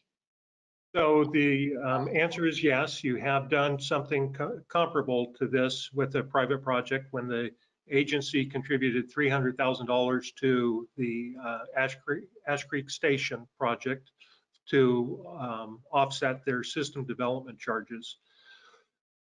The other thing that I'm guessing it's not proportionate though. I mean, this is asking for what, 30% more. And I'm guessing the project total is significantly less than the Ash Creek. Well, it is, depending on how it gets assessed when it's completed. So it could range anywhere from $4.5 to $7 million, let's say. But the difference, though, is that with the water, sewer, storm, those are infrastructure projects that are required by the city. So we're going to provide benefit to the district, an ongoing benefit to the district in its infrastructure, equal to the CIP includes $320,000 for infrastructure projects. So the agency will be financing that piece. I think the number to focus on, if you're trying to kind of shake this out to apples, would be the non-infrastructure amounts. Yeah, the non-infrastructure amounts, which would be the 88,000. Yeah, the $38,003, the $50,000 for to go towards the building permits. I think that would be the comparable item. The other is infrastructure improvements that will benefit district-wide. Okay. Including our city hall. Yeah. When we enlarge city hall, we'll need those same improvements in this area. Okay, so you're so what I hear you saying is from that $293,000, spending that here on this project will decrease the amount we have to spend on other projects. It will, We were gonna do it anyway. well, like the short answer is yes. It depends on how you angle yourself to look at it. There's any project within the district area of, say, within a 2 or 3 block area that will benefit from the improvements. That being the city hall project. There could be any other redevelopment projects that will derive some benefit from that. So that's why, you know, in looking at your question, we know that there's infrastructure in the downtown business district that requires improvements that will benefit a number of projects. The first being the Monmouth Commons project, but also the City Hall project for sure will receive benefits, which is part of the reason that for oversizing, let's say expanding the scope of the project, the water and sewer projects to provide benefit for additional properties. So in this sense, yes, they're going to get a direct benefit from the project being the first one up, but any other redevelopment projects that come down within the area will also receive some benefit from the improvements. So there's synergies here where yes, it's okay. Yeah, right. Yeah. Councilor Lopez. Yes, and Chris, you had a question. Yes, thank you.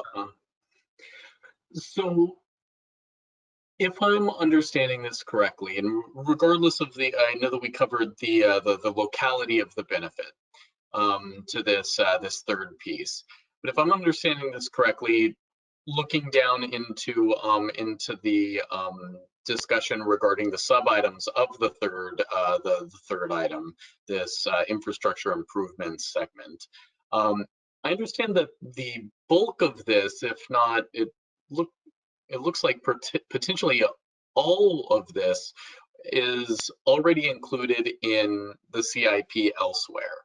So whether it's done now or done later, benefit locally or benefit to the city as a whole, it's already something that we had earmarked to complete. Is that correct?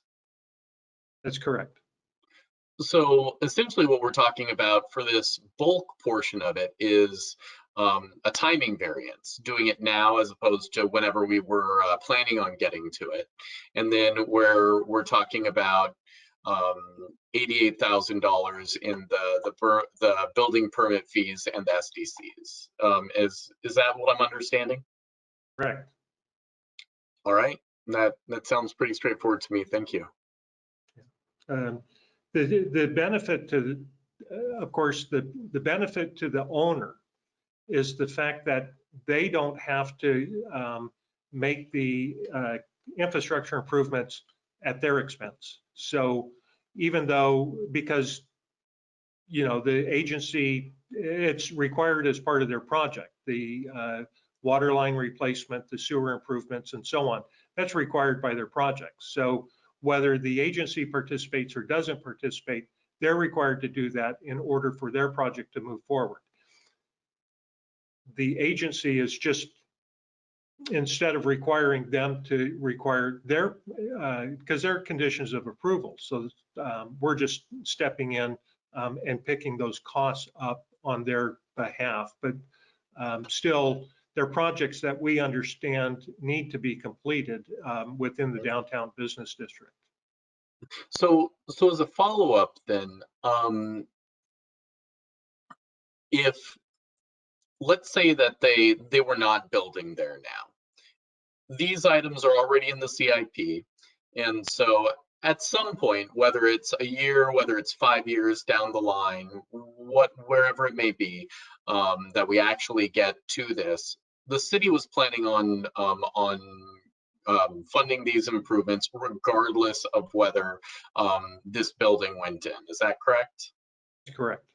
Yeah, so that this seems to me like a potential way to, two birds with one stone, and it looks like a big amount off first glance, but when we go and say that almost $300,000 of it were items that we've already earmarked and already discussed and talked about completing. Looks like just something getting bumped to the head of the line as opposed to letting it languish. Yeah, but so I will also point out that in my past experience, we would develop and I'm not sure that the city of Monmouth has it, but I've had the cities pass reimbursement ordinances so that as we make improvements that have, identified underdeveloped or undeveloped properties adjacent to it, that we would make those improvements subject to possible reimbursement at some time, anywhere with the 10 to 15-year limit before it's released. So I have done those in the past, and I think if we were moving forward without having the project Monmouth Commons, I would probably at least be talking to Lane about a reimbursement ordinance so that the agency and the city can recoup some of its investment for projects that are currently underdeveloped or undeveloped, because there is this notion that everyone should pay their fair share of, as they put burdens on the city's infrastructure. In this case, I don't think you need to do that because we have pretty much all the players sitting at the table that are going to derive benefit from the improvements that we're talking about. And I will mention, I think we have one other project in the past, and I know Darren, John, and probably I see our former mayor, John Oberst, our former chair of the Urban Renewal Agency, the Catherine Street Apartments. I think we also did some SDC reimbursement from the Urban Renewal Agency. And I was trying to think of that amount, Byron, just to, again, sort of get scale. But I can't recall what that was. So. And Cease, we also did development assistance with the apartments, the building on the corner of Monmouth and Main. So we've invested both in development as well as payment of SDC charges in the past. That's correct. And John, Kerry? I think, and thanks all of you for noting what we've done before. As recently as the 300,000 we assisted on the on the S-curve development, that went down pretty easily. This is exactly what this money is made for. It is collected for, and while there's a fair amount that the agency is going to pay just on this alone that we're considering. The owner is going to pay a significant amount there as well. This is going to be, and I think you said between, depending on how it gets assessed, $4.5, maybe up to $7 million investment on a lot that we have been dying to get. We're anxious to get Clay's Auto Parts out of there, if you can remember that. And we spent time and money on a nice development that we thought was going to happen but didn't. This is precisely what this is for, and I think we need to be anxious to assist with this type of development. It may seem like a lot of money, but they're spending a lot of money. And I think it's a good deal. I think it assists and fills out our overall infrastructure. and more than just the owners and the development will benefit from this. Thank you, John. Byron, you had another? Yeah, and I appreciate the discussion, and largely my questions are making sure that we can explain this to people, because this isn't, we're not playing with house money here. We're playing with, you know, people's personal money. So being able to explain to people why we're doing things, stuff that we might take for granted because we understand the process, is hugely important. At least it is to me, and I'm sure it is to most other people as well.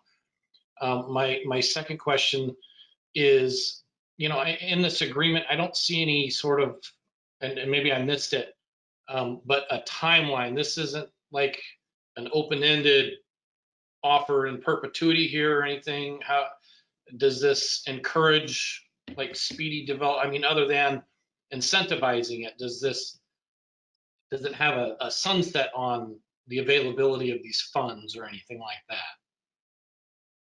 So I can, Lane can answer it as well, but the revised agreement that went out this afternoon to the agency includes some timelines for issuing building permits, paying the SDC fees. So that would kind of be think of that as the trigger to start the process.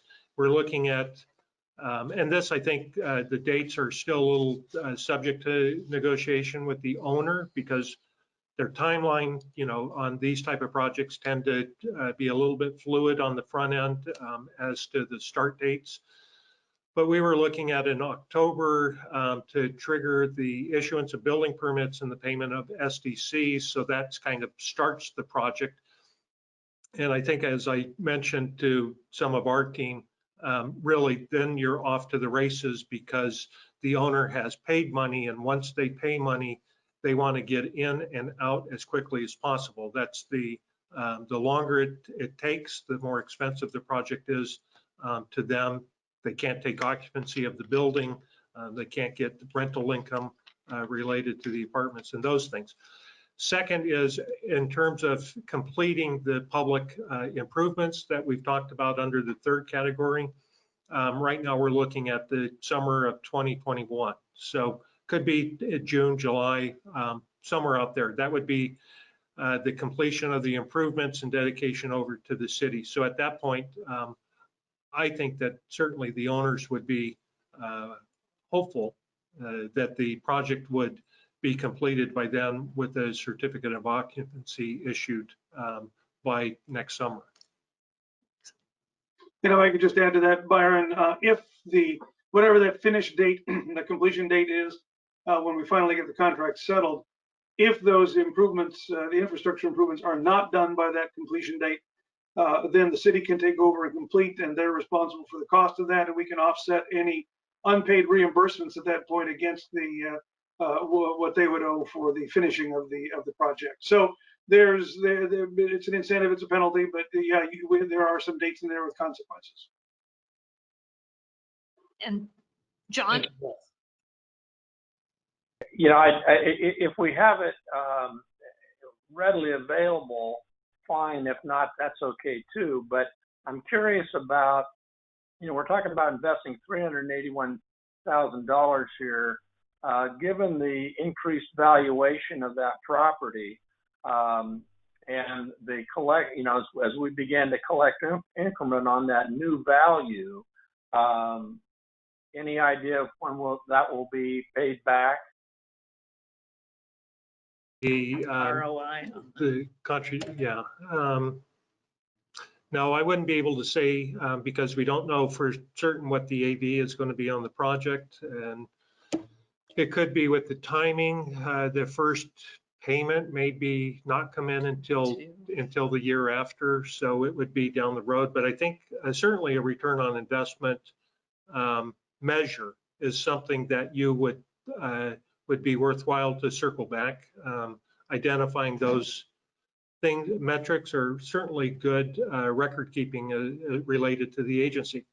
I'll also point out that in discussions with the owner, we talked about job creation. We talked about the creation of the additional apartments downtown, and, you know, kind of the benefit. To some extent, it's not like a large industrial project or the S-curves project where you see a lot of new employment that's going to happen. You will see some new employment, I would expect, related to this.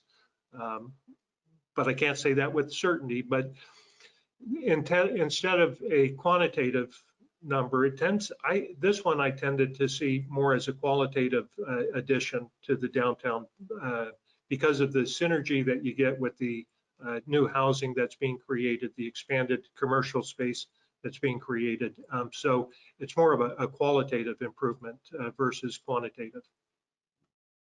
I would agree with that, but wholly. But it does need to be noted that when this project is completed, there will be additional revenue that's going to flow primarily to the urban renewal agency initially, but when that goes away, then to the city's general fund. So it will pay itself. You know, we will be paid back for that, and it's really not a big deal, but it just can't be lost that that's going to happen. And I agree with you, and I think, you know, that's something for sure that Janet can make note of, and say a year from now, you report back on the estimate, the increment that would be added to the district's value, and its increment that it receives from taxes. All right. Thank you for that. We do have a couple of more items to get through tonight. So if everyone is amenable, I would entertain a motion. Again, not the motion in the packet because we're not quite ready to sign off on this actual development agreement, but participation by the Urban Renewal Agency. And I think, Madam Mayor, I think the motion could include not to exceed $381,003. $103. I was just going to say that, $383,103. Thank you. The chair notes your interjection, Councillor Shetterly. So I would entertain that motion, and perhaps additionally authorizing our executive director to continue negotiations regarding timelines and details of the agreement.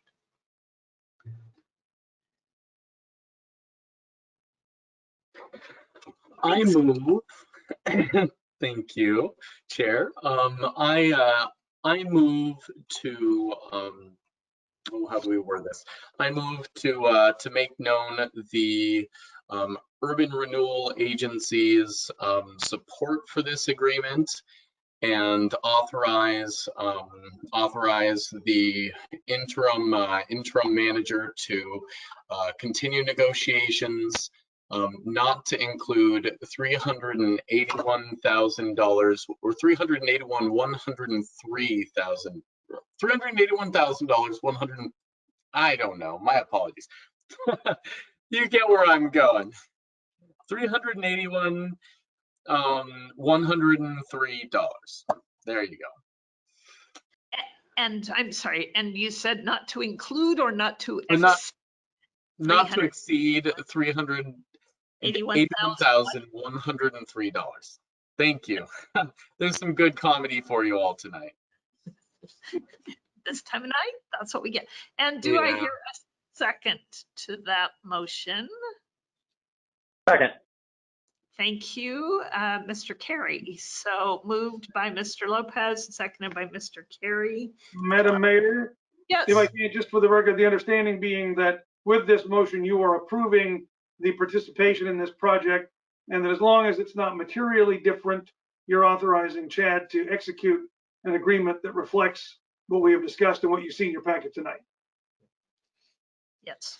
Okay. Yes, I feel confident that that was contained in the motion. Yeah, just so you know, the owner it's important that they will be able to, it's important for them to carry forward something from my office that obligates the agency to that 381,103. Right, to take to their lenders. Yes. All right. And seeing no additional questions or comments, I will ask for all in favor. Please signify by saying aye. Aye. Aye. And any opposed?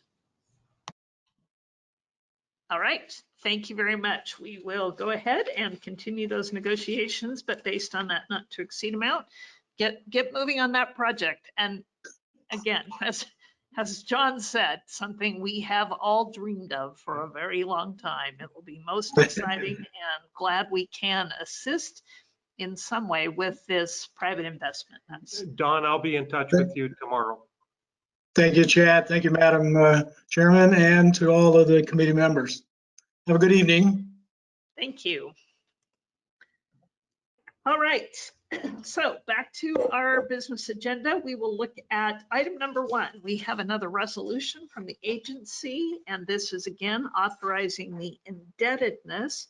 The item that the financing we have previously discussed. So I'm guessing we get Janet. Indeed. On this item. Thank you, agency members. I would like to present you with yet another staff report and resolution and intergovernmental agreement that look very similar to what the city council just looked at.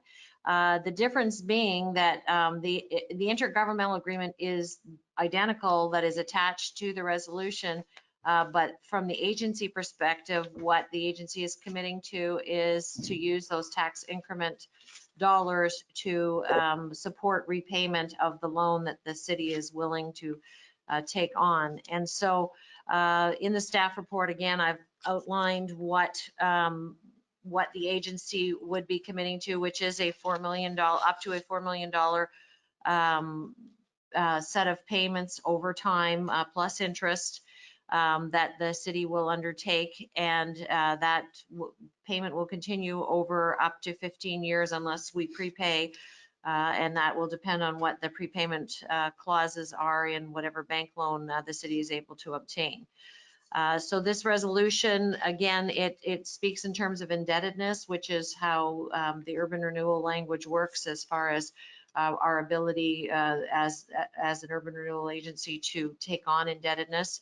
And that is what resolution number 37 seeks to do, as well as committing to allowing the interim executive director and myself to finalize agreements in that regard. And with that, I would take questions. Any questions, John? How does this interface with the decision the council just made? So what is this sort of just activated? Sorry, I missed that last word. Activated, the decision council made to offer full faith and credit for this financing. Correct. It's kind of, they're very chicken and egg in the sense that we wouldn't probably proceed as council, the council would not proceed with the full faith and credit financing if the agency was not willing to back that full faith and credit with the tax increment. And again, that's why we have the intergovernmental agreement that is associated with both resolutions, is so that the agency, it will be agreeing to do the tax increment financing as not quite a pledge, but it is a pledge, but it's not considered to be security on the tax increment financing because the city is the one that holds the loan.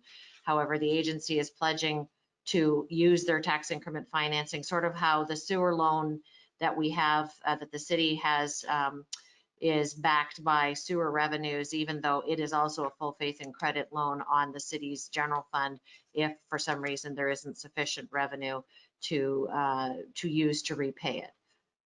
But based on all projections, the tax increment financing should be available to make the payments as we're planning to structure the loan.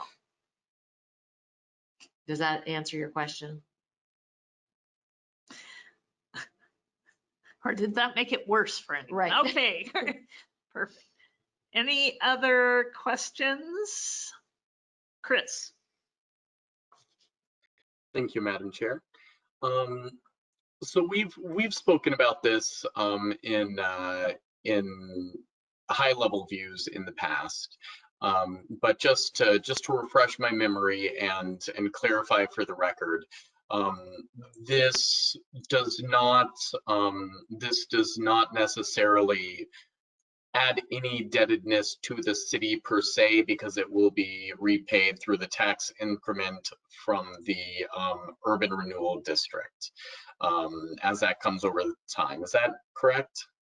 So Or because it's a full faith and credit loan, it will be reflected as city debt and included in any debt ratios that we present. You know, we're actually not going to seek a credit rating for this particular bank loan. But we would not expect it to heavily influence our debt schedule because it is only $4 million. I know that sounds like a lot of money, but relative to other debt that we have, it is not a significant add. And we do have a very good credit rating on our other issues. So we're A2 with Moody's and A+ with Standard & Poor's on all of our other outstanding debt. And so all of that to say it will be a city debt reflected on the city's financial statements. However, the risk is significantly reduced, I will say, by the fact that the tax increment is pledged to pay for that by the urban, as long as the Urban Renewal Agency agrees to pledge those tax increments. Can I just? Oh, yes. So if you don't mind, Council or Director Lopez. Mr. Lopez. Just to follow up. So Janet, what would happen if the city didn't pledge its full faith and credit behind the loan? We would not get as good an interest rate on this loan. So that is where it really is an addition to, it will bring down the total interest that we will pay through the Urban Renewal Agency effectively by doing it in this mechanism. Yeah, and the only reason I bring that up is some agencies have the experience and the capacity that they will complete their own issuances as compared to smaller agencies that rely on full faith and credit of the city to kind of backstop the loan or the issuance. So to loop back around here though, for what it means for the taxpayer, not necessarily for what it means for, you know, the city's debt ratio or credit rating on a high level, but for what it means to the everyday taxpayer, this will not be an increase in their obligation. This is just the pool of funding to kick off the work that we're about to do with the Urban Renewal District. And the city is essentially co-signing on it. Correct. We're the parent. The city will be the parent on this loan. Yeah, and it's as the earlier explanation went, the increment is already part of the taxes that are collected. It's just that increment is provided to the agency, and so the taxpayer has no impact on the taxpayer. It's just they has zero impact. Excellent, thank you. That's helpful. John. Sorry, John. Madam Mayor, I'm going to move approval of resolution number 37, authorizing indebtedness for capital projects described in the Urban Renewal Plan for the Monmouth Urban Renewal District. That will frame our conversation tightly, I think. A second. Mr. Carey for the motion to adopt resolution number 37 and Ms. Belts for the second. And if there are no further questions or comments, we'll have a roll call, please. Phyllis. Ms. Belts, Yes. Mr. Lopez, Yay. Mr. Silbernagel, Yes. Ms. Kuntz?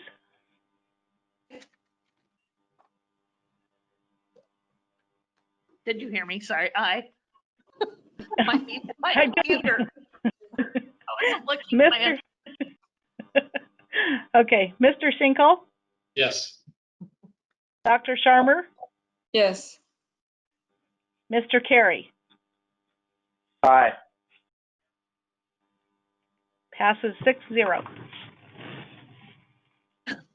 Thank you very much. 6-0. I voted, wasn't it? Should be 7-0? 7-0, yeah. Should be 7-0. Oh, Ms. Belt. 7-0. All of us. I got to Yeah. vote. I got to vote. Yeah. Please help me. Oh my gosh.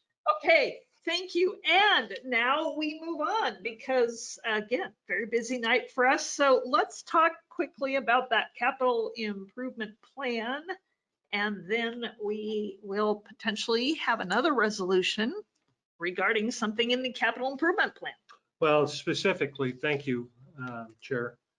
Specifically, it's not so much to review the CIP, it's the discussion is going to, as it is related to the Monmouth City Hall project. So a month ago, 6 weeks ago, we provided the agency with a draft capital improvement plan, basically showing the sideboards. It put on the $8 million to $8.25 million maximum indebtedness. So we worked with the department directors to identify the infrastructure projects that would be eligible for improvements within the district. We also identified community facilities and some other non-infrastructure related components that go into the CIP as it relates to redevelopment or economic development funds. So those would relate to the action that the agency just took with Monmouth Commons to offset building permit fees, SDCs, and so on. So in the CIP, there's a category there related to, for the most part, non-infrastructure related projects. So this discussion originated in July or maybe early August, when the architect for the City Hall project responded back, came in, gave their final report with cost estimates related to the project. And it was approximately $9 million, where we had been at least using a placeholder number up to that point of about $7.5 million. So I think Janet and I, during my time here, we've been talking about it in the $7 to $7.5 million range. The estimate came in at 9.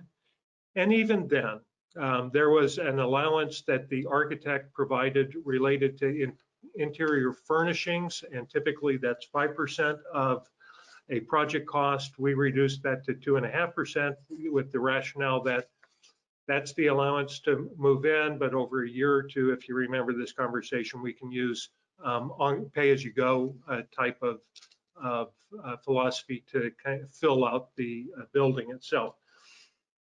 So what the council asked for, given the fact that the City Hall project is an urban renewal agency project, there is a resolution that Lane's going to brief you on.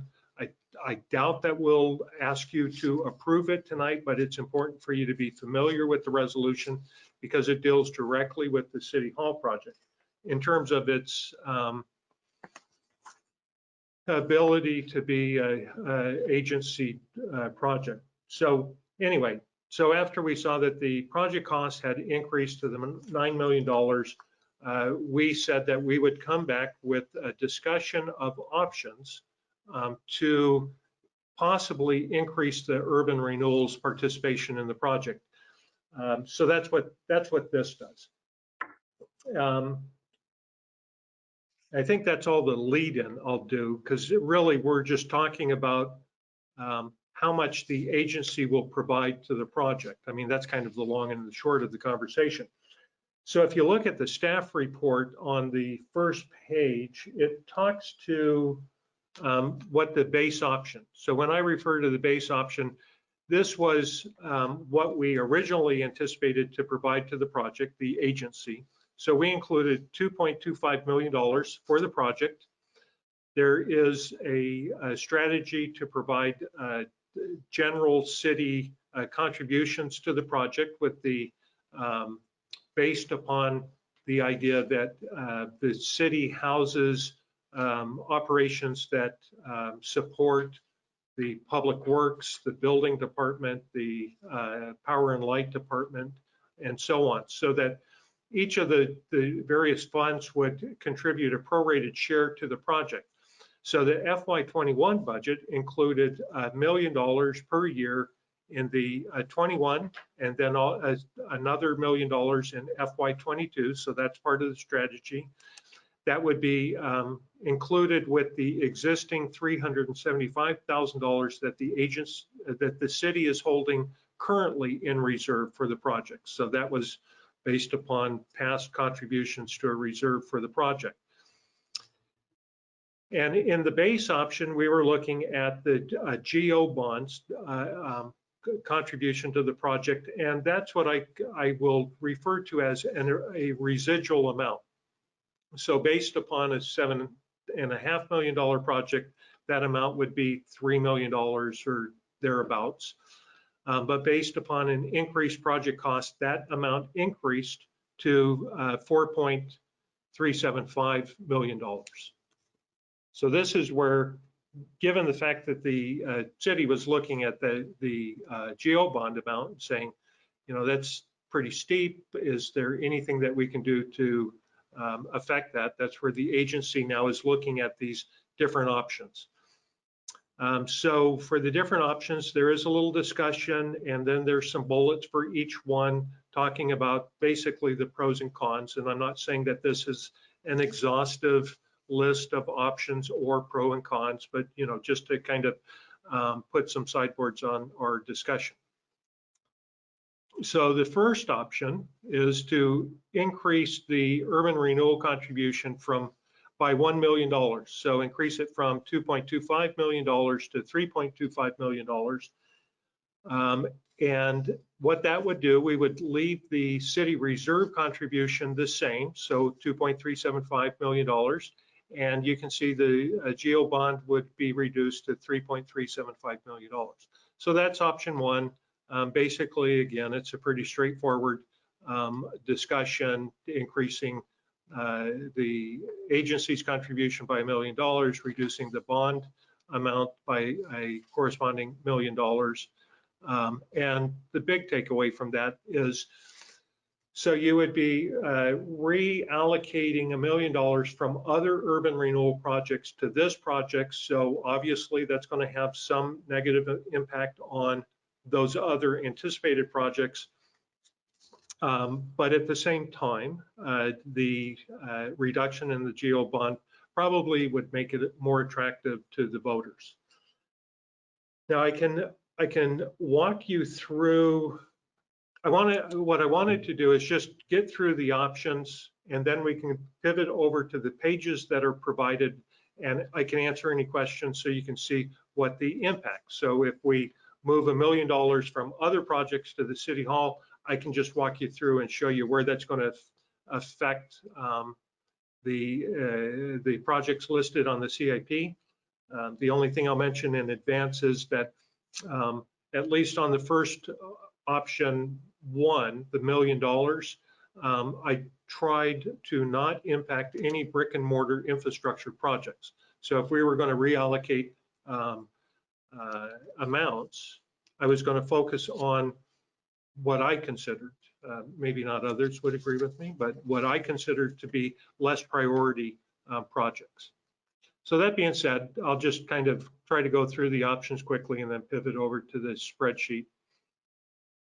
And interrupt me if there's any questions if the option isn't clear, but I think they all are. Option 1A includes, it's the same as option one, where it would increase the agency's contribution to the City Hall project by $1 million, but it would also delay the project and increase the internal reserve contribution by an additional $1 million. So you can see down below how what that changes. The urban renewal increases to $3.25 million. The city reserve contribution increases $1 million to 3.375, and the GEO bond is reduced to 2.375. Little discussion, pros and cons. Again, you have the $1 million that's reallocated is a negative. The reduction in the GEO bond is a positive, at least in terms of potential voter approval. The big thing on increasing the reserves contribution by $1 million. So the negative, of course, is you're taking money from the departments, the funds, and putting it over towards this project. So it will potentially delay it by a year, although I had a flash of inspiration that said, you probably don't have to delay it. Janet certainly can figure something out that you can stay on your schedule, not incur the additional price escalation that the architect talked about, that 5%, $280,000. But certainly the departments would look at this as a negative because, again, this is money coming from their funds. I'll also point out that the way that you would pay for that, at least with water, sewer, and power and light, would be through rate increases. That's, the money comes from somewhere, and this is going to put pressure on increasing in your rates. So that's 1A. 2 increases the urban renewal contribution from 1 million to 1.4 million. So you can see now the agency's contribution is $3.65 million. Reserves go back to the original amount that we've been working on, the 2.375, and the GEO bond would drop to 2.975. And at this point, with option 2, because you start to see the redundancy that happens between those, I'll just pivot over to 2A. So this one, again, increases the agency's contribution to $1.4 million and includes an additional $1 million contribution from city reserves, coming from your various funds, water, sewer, power and light, building fund, general fund. I think that's all of the funds that would contribute to the project. Now 2A, given that, reduces, this is the big benefit, is it reduces the GEO bond to $1.975 million, seemingly a pretty attractive number given the size and magnitude of the project. But again, that's offset by these negatives, reallocating money from other urban renewal projects, reallocating money from other department fund projects and activities for an additional year. So anyway, those are the options real quick, and I will pause before we go to the spreadsheet to see if there's any questions to clarify any of the options. Okay. And I will admit that I have a spreadsheet up in front of me that's not the one that Janet is showing you. It's just a little easier for me to see. I have a quick question. Yes, Dr. Charmer. Do we, if you're postponing the project for the city hall for another year, do we have a safe place where our employees can work for that extra year? Because, after a pandemic and then wildfires, I wouldn't be at all surprised if we had an earthquake sometime this year. And I'd really like to see Janet, Phyllis, and everybody working in a safe place. Shame on you. Don't even say it. Well, it'd be a hat trick. It would definitely. 2020 is not a good year. I'll give you that. But the short answer is no. We don't have a place to move to. We could do something, but I think that would be a short-term solution, assuming the project moves forward. But like I said, I had this inspiration that said, I think that you could work to not delay the project a year, save the escalation, that 5% discussion that the architects talked about, and so you would stay on project on the schedule, but you would end up having to borrow some money from internal funds and then pay it back through fund contributions. So you would just kind of advance yourself the money, the additional $1 million, and then in 2023, that year, you would repay it back internally. Yeah. But to Dr. Sharmer's question about relocation possibilities, we do have some internal resources that we're looking at as far as having a safe place to house some of City Hall's workers on a temporary basis if the project only goes for a year. Yeah, if the project moves forward, then we would make every effort to relocate all of our staff. And I saw Chris, you had one. I think Mr. Schinkel had his hand up first. He can go next. Thanks, Chris.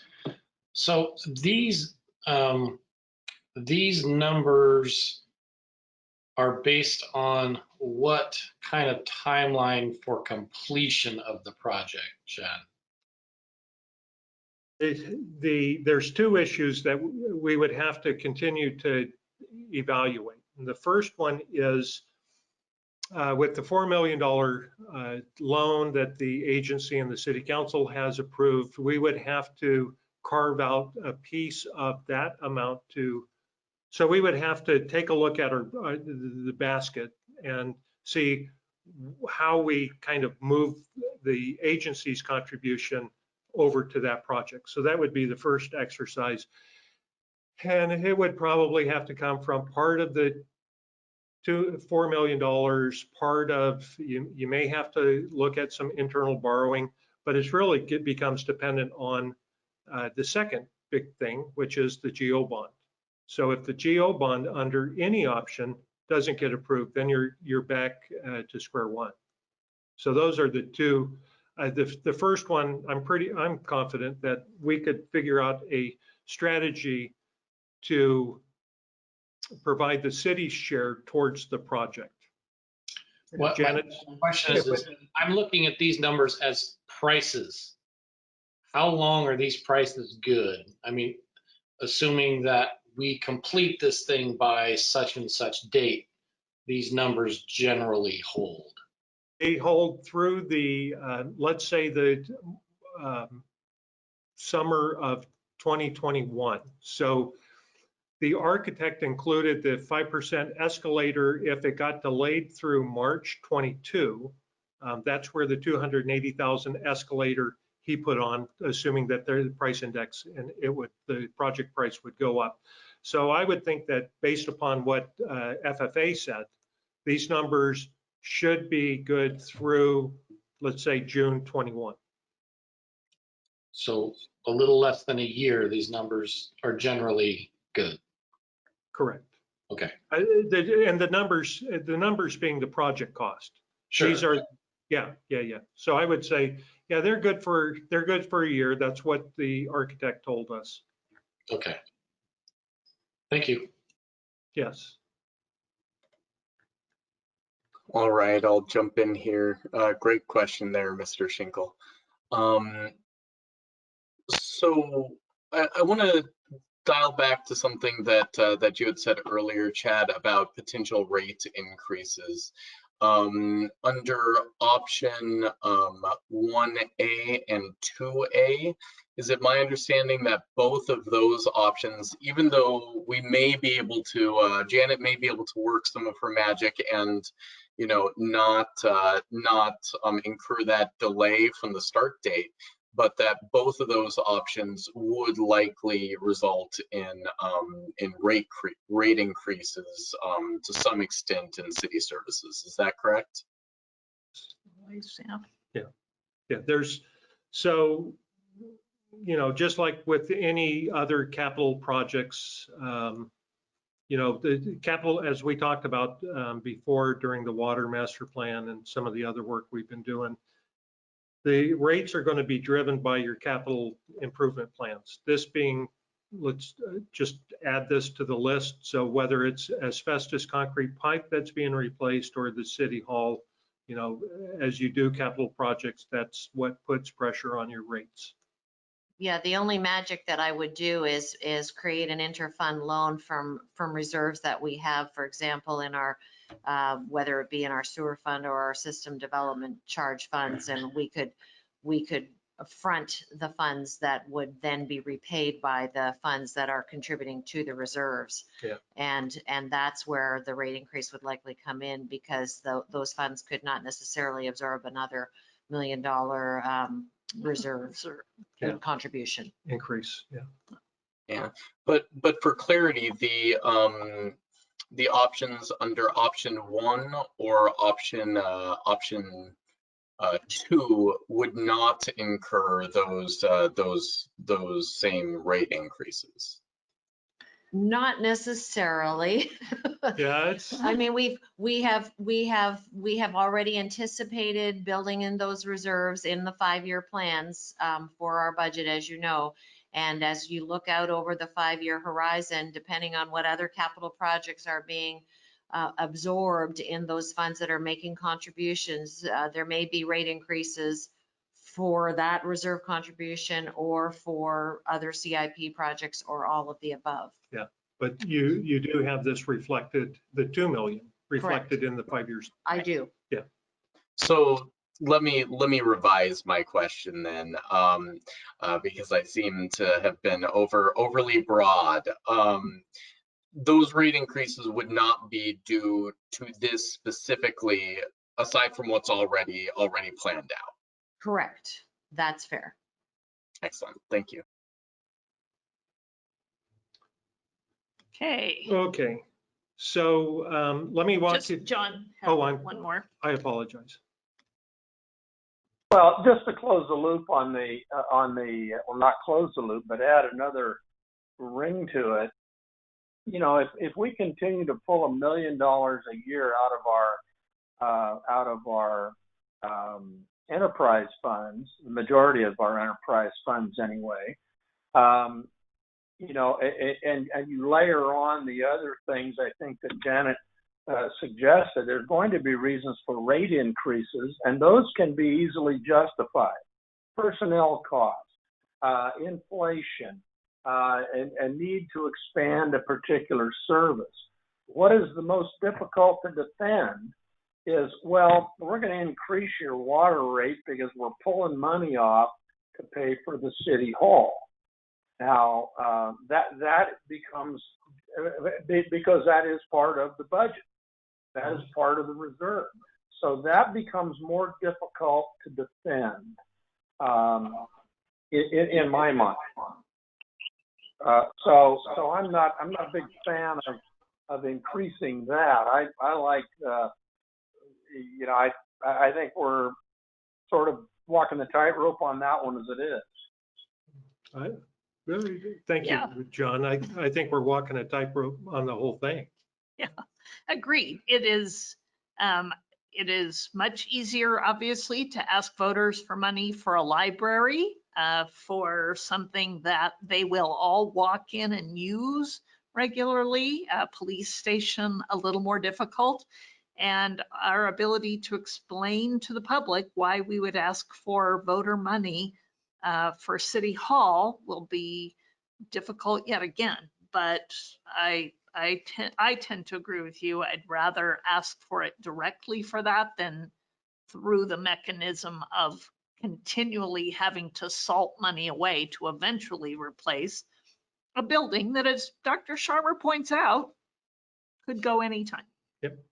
And it's going to be a lot more expensive to replace it if we have to do it suddenly than if we get the plan. Yep. Agree with all of that. Okay, so just to kind of walk you through and show you the impacts that the option 1 and option 2 have, the $1 million or the $1.4 million.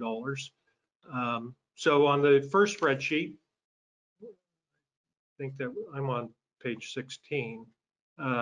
So the first one is a category for water system improvements. And you can see nothing highlighted in yellow and no numbers over in the green columns. So that means that there would be no reallocation from water projects. The second category is for sewer projects. And you see nothing highlighted in yellow and nothing over in the green columns. So no sewer projects would be impacted. The third one is the transportation system, and this one is a little bit more difficult to explain, but so you can see the yellow, and I'll use the first one, the Highway 51 pedestrian improvements, as the example. So the original plan included $250,000 that could be used for pedestrian improvements, basically east of Highway 99 to the S curves. And so in looking at this, I did not want to impact it, but in the first year, so you see that in option 1 column, there's nothing. So a contribution would be only if the council or the agency decided to go after option 2, the $1.4 million. We would move $50,000 from Highway 51 ped improvements to the City Hall project. Hoffman Road improvements. So the 50 should be highlighted yellow, not the 200. No, again, this is what year you take it in, doesn't matter. It could be the first one, but yeah, just because it's 50 and 50 didn't mean. Okay, just take 50 probably. Yeah, just out 50. Of the second year. So that's what I was looking at, the second year, so you could get started and do something. Okay. Yeah. Thanks. Now the second one, Hoffman Road improvements, bike ped improvements. So this one, we had quite a bit of conversation about with staff as we were reviewing this. And so you have to look at the two $100,000 contributions to the project as it relates to the total project, $2.6 million. So $2.6 million is a turnkey project from start to finish. However, in talking this project through with Russ, your Public Works Director, as to is this a doable project at $2.6 million within a 5-year time frame? And given the fact that you're going to have other partners participating in the project, certainly, hopefully the county, Polk County would participate in this project. We couldn't come up with a construction project. So the $200,000 that we included are placeholder numbers that we put in for planning and pre-development work. So if you need to hire consultants, engineers, or something to initiate the project, thinking of it being outside your 5-year time frame, that's what that $200,000 is. So again, I said, well, I don't want to take all of that. So in the option 1 column, it's $100,000. And in the option 2 column, there's no change. So when you see it show up, there's no change. So there would still be $100,000 available for pre-development work related to that project, whether it's in 24, 25, those fiscal years. It would be up to the agency and Public Works to work that out. Downtown corridor pedestrian improvements. So this one, again, being loath to take money from brick and mortar type projects, I didn't include anything there in year 1. I did hit either fiscal year 21 or 22 for $50,000 in this option number 2.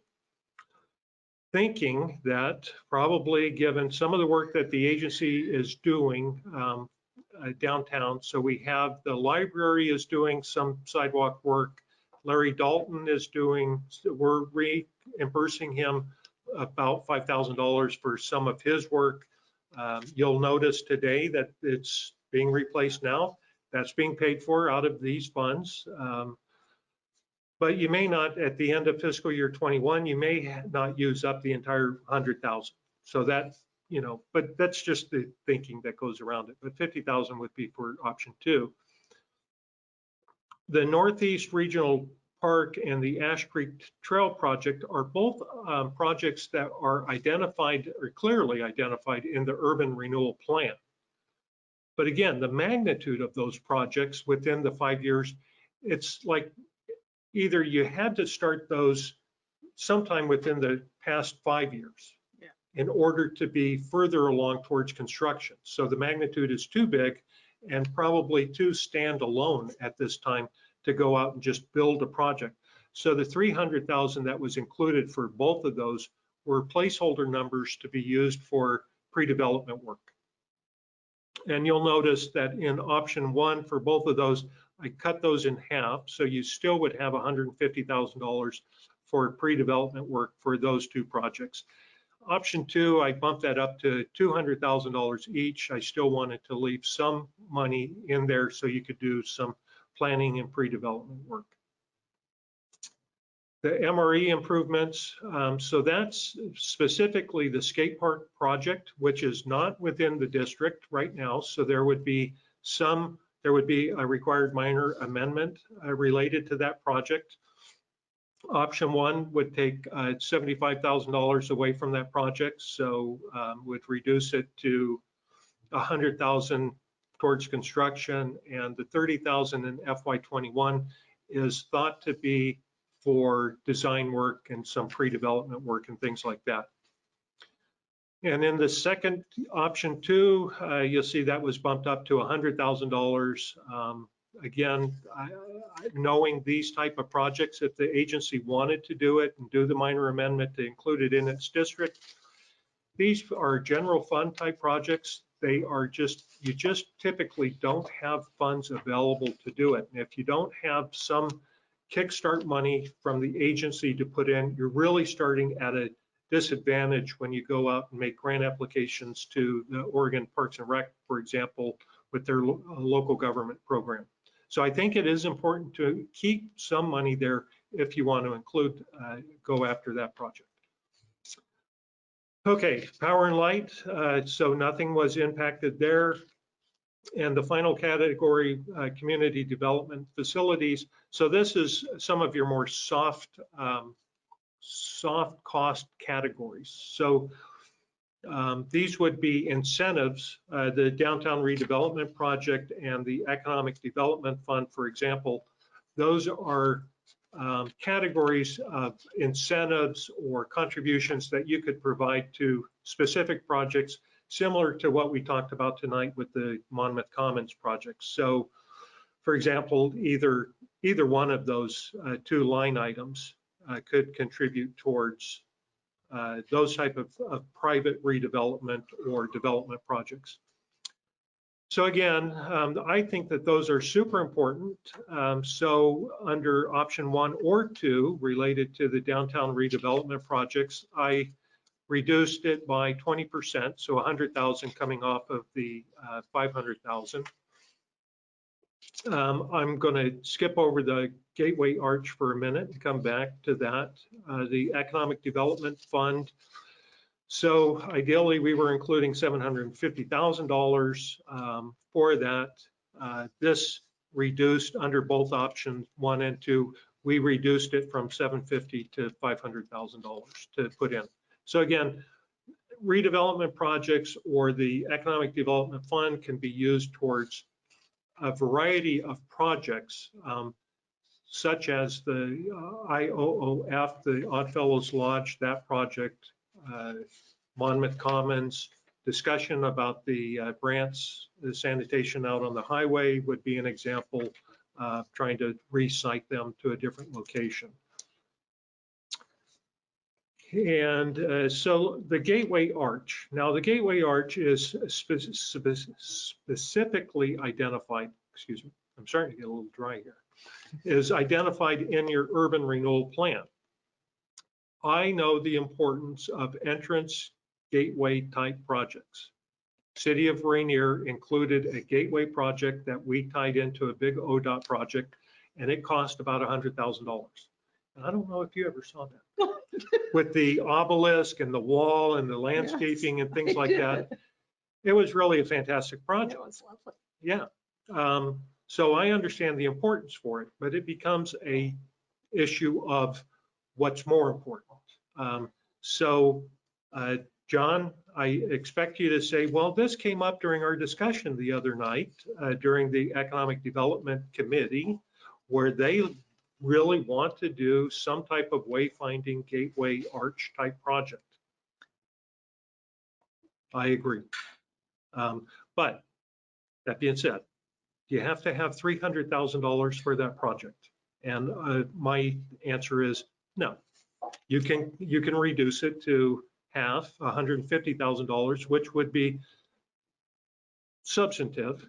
Oh, she is the nicest person I know. Remember that. Thank you. She already got her position approved and everything. That's right. Yeah, Suzanne just brings Are you doing water. her In addition to evaluation all of her before you other leave? job duties, she'll bring you water with you. So the Gateway Arch is impacted by 50% for option 1 and 100% in option 2. And then the downtown lighting and display, again, I just cut it in half in option 1 and zeroed it out in option 2. So again, not to say that they're not important, but there will be other funds that you can put towards some of these projects. Certainly, you can see the discussion tonight. There's synergy that happens. You can use, you can just have, this is the part of this whole thing that I really enjoy. There's a lot of ways to do this. And it doesn't have to be 100% urban renewal in order to accomplish projects and priorities that are in the plan. And some of those things can be local fundraising. And I'm not a super big fan, only because how hard it is to do those. Although Rainier raised $75,000 in private fundraising for its pool project. didn't St. Helens also get some for the I am sure. flame? Oh, geez, the flame. So anyway, that's taken the agency through kind of how I work my way through from reallocating money from specific projects to the City Hall project. I will just admit up front that I'm more of a fan of option 1 than I am of option 2, because I do think that your participation in some of these projects are really important. You're already contributing or identified $2.25 million to the project. 3.25 is, more than a third of the project. And I would say, that to me would be, is generous. But it's also City Hall projects are notoriously difficult to finance because as the chair said, these projects compared to libraries and senior centers and pools and public safety facilities, they just don't sizzle. The folks don't understand the why of the need. And I do appreciate Dr. Charmer's comment because obviously it needs to be replaced. And I will just make one comment to John's comment about it. I understand the thing about, using, it's not all enterprise money. The general fund is in, the building fund is in, so it's not all just enterprise. And the general fund would be a pretty significant contributor to the project. And I do appreciate that. But what I'm going to say, is that completing the project is more important than some of these things. It's a 100-year thing that you're trying to complete that is sustainable, that is safe for your residents and for your employees and things like that. So I think whatever you do, you got to do it. And if you say, well, let's not increase the contribution $1 million, because I get that. Well, you're certainly going to have to increase the bond request by that same amount. And and this is the balancing act that the agency and the city council is going to have to do is what's going to pass. Is it 2 million? Is it 3 million? I'm giving you an option. I'm not saying it's tasty. It's an option. And I'll stop with that. Yeah, this is pretty incredible work to do this all in a short period of time when these kinds of things we could have been thinking through for years. Darren. So I heard, Chad, you said that our numbers were good through June of, or basically summer of 21. So if we're going to do a general obligation bond, help me with the timing. I think you talked a little bit about it once before, but refresh, I guess, how the timing would work on that, because that's not a very long period between now and then. You would be shooting for a May 2021 election. So that would be a not a double majority election, right? No, that's Correct. that's that's. So you do want to stay away from a double majority election. Right. I think that's the earliest you can do it and still maintain the schedule where you don't have to worry about the project escalation. Yeah. So then I guess the piece on that one is then, you know, what you got to back off to get all geared up to make that all happen. And so that's what I was trying to think through, what it would take to do that if it's May. Yeah, so I think I made mention of this in either the city manager's report or something. Suzanne and I had a debrief with the FFA, and what I asked them to do is to give us a project scope that would be sufficient, that you felt comfortable with the numbers, but short of construction documents. They can have that finished, you know, they say by the end of this calendar year, so December 31st. That being said, January, probably. But that way you would be able to continue on the project, collect additional information, be working towards it. And then if you wanted to, you could pause and wait for the election before you continued on. Now, then you would have to, after the election, though, you would have to pivot straight over to construction drawings and permitting and all of that kind of stuff. So it's, again, it's a question, do you want to build in a stop, you know, period, and then wait for the election? Or do you want to go ahead and do all of it? Now, to complete design and construction documents, I think the number, not including construction administration towards the end, but certainly up through May, you would be in for probably $400,000. So you could do that and be ready to go immediately after the election, or you could pause and then you would have to kind of pick it back up and take a few months to complete the construction documents.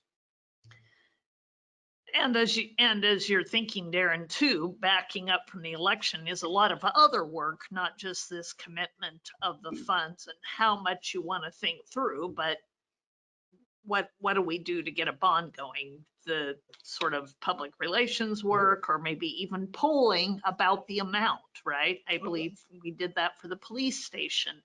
About how much would the community show support for funding an actual city hall and do some of that work, and that would have to start before. And I did do that with Carlton right before I left, and it was a full 4 to 6 months of just, Right. It was a sprint to the May election. Right. It's we'd be gone soon. Not tonight. We don't have to decide tonight. Lane and then just going to expand on that. Looking at a May election, we would have to have a resolution referring a measure out in March sometime. I'm not sure of the March date. Of course, in order to get that, we'd have to have bond counsel engaged, probably at least a month. I'd say maybe 45 days before that. So we would have to be pretty seriously engaged even on the election process by the very beginning of February, not to mention the public relations and education piece that would have to be occurring at the same time. So just giving you an idea of the work to get to that March date for the resolution in order to get onto the May ballot. yeah, thanks, Darren. Well, I was gonna say one more thing is, you know, also I think when we had, if I remember right, anyhow, I think it was a May election for the police bond. And at that point, I think in January, we were starting to pack and all that. And I remember at the time, I wished it was even a month earlier so we could have doubled years. And so, I mean, there's lots to think through and get going if that's the process we're headed down. Yep, I agree. Roxanne? I guess I'm kind of reiterating what you said. I cannot emphasize enough how important the marketing and outreach of this kind of bond measure is. And I've been a part of 4 bond measures for chariots, and every one of them did not have the oomph, did not have the support. They did some phone calling, they had a couple signs. We absolutely have to work with our community and make sure that they understand this is their building. This is for them. I mean, it's important because we need a structurally sound building, but we have to make sure that the community is willing to vote for this. So let's please don't underestimate what that's going to take. So we need to be starting this in November or December. Yes, absolutely. I think that's what I'm saying. Backing up, there's lots of legal deadlines, but there is a lot more than that to do. Hopefully we'll get Marty on board because she's excited about participating in this project. So she would be able to hit the ground running on it. John. I think in the interest of expediting this and getting things moving, because I think both Darren and Roxanne are right on in terms of the need for the outreach piece. One of the things that I think we're going to need to figure out is how much are we going to be asking in a general obligation bond. To me, I can't make that decision until we really haven't had, to my knowledge, and maybe I missed the meeting, haven't had an in-depth discussion about the capital improvement projects and how they relate to the original document that set up this urban renewal agency. I don't know that I've read the original agreement, the 2005 deal, and to be able to index those, because I'm seeing a lot of infrastructure things which are important, but how do they rise? And if we can chip some money off, because to me the city hall is a big deal. I mean, that is something that we need to have, and if we can for the downtown, for the urban renewal of downtown, that will make a big impact. So to be able to index those projects that we have on the list against the original agreement would be helpful for me. Maybe we've done it and I just have missed it, but I'd like to get documents to be able to do that again if we have. Okay, thanks, John. And I think, again, tonight, we don't need to make any of these decisions. We don't need to pick between option 1 or option 2. And it is far past our 9 o'clock time. This is really a starter discussion about these changes and about firming that up. I think it's important for us to continue this discussion, really, especially talking about if we want to get a sense of what the contribution the community is willing to make. It is a crappy time to go out and start doing public opinion polls. Oh my goodness gracious. But trying to work towards that and figure out that piece would help, John. Then we would decide, does this rise? Where does this fit? As far as reviewing back to the original plan and stuff, I think Chad's covered that quite a bit, or we've covered that just by presentation of those documents. Maybe not in the last few months, but in the last year and a half, I think we had a presentation by Scott. We can pull some of that. Maybe each of us can review that on our own so that we're not really going in depth at our next meeting on this topic, if that's okay. So, yeah, part of that is staff, and Lane certainly has spent a lot of time looking at the urban renewal plan and the report to identify what the urban renewal agencies. Well, any length. I mean, Well, Two Elaine areas. as well, she participated in the discussion, but Yeah. then, we circled back with our legal counsel to talk to him about the participation. And I think, so, of course, I agree with, with what you guys are saying. But at the same time, as Lane pointed out, and the chair pointed out, you are under time constraints to move forward. And quite honestly, deciding, if I had to say, do you have time to spend a couple months polling the community to determine what they could approve and things like that, you're not going to be able to hit May for that.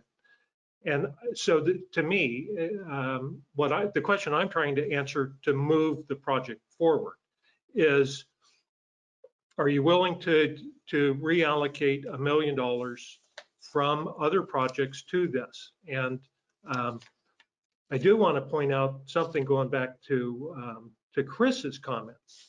So the infrastructure is protected, water, sewer, electric. That's protecting rates. So the Urban Renewal Agency contributes towards capital improvement projects for those enterprise activities. That's putting a downward pressure on rates. That's why I didn't take those monies and put them over here, because I'm cognizant that there's this relationship between the CIP for the enterprise funds and rates. Now, and I might have misunderstood John, but I will point out that certainly you could reallocate some infrastructure funds to this project, because you do have system development fees and enterprise fund reserves that you could contribute to the project in lieu of urban renewal.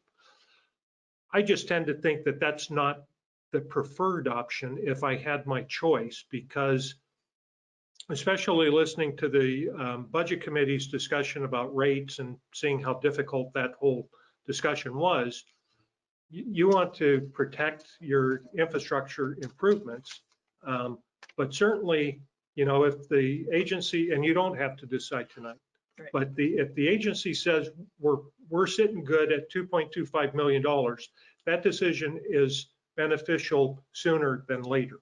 If you want to increase it by $1 million, that answer is better sooner than later, because it has a direct impact.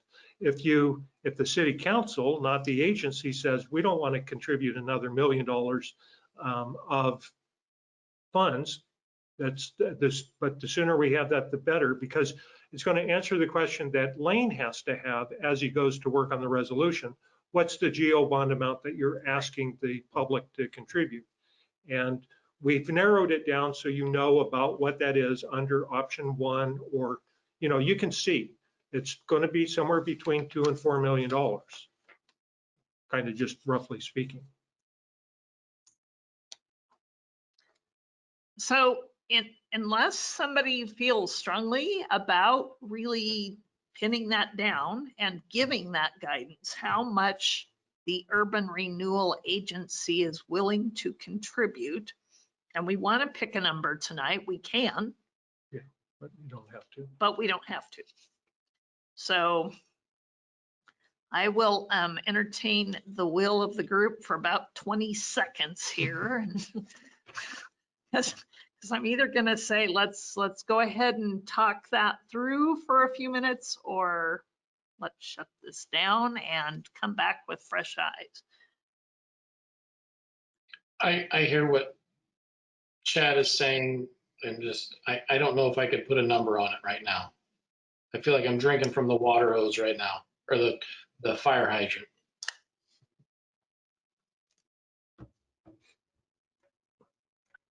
I do think that we need to decide what it is that we think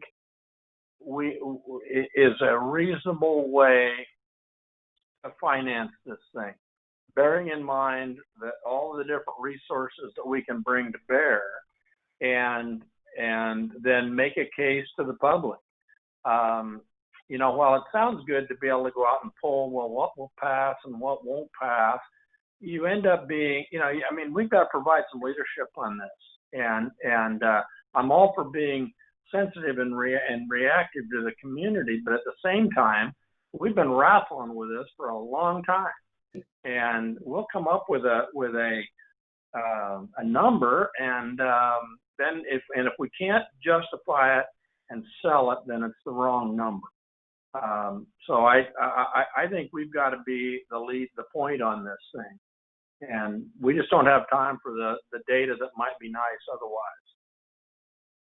And let's not forget the context as well of all of our rate increases that are happening right now too. So this isn't, we're not operating in a vacuum, and we've got to,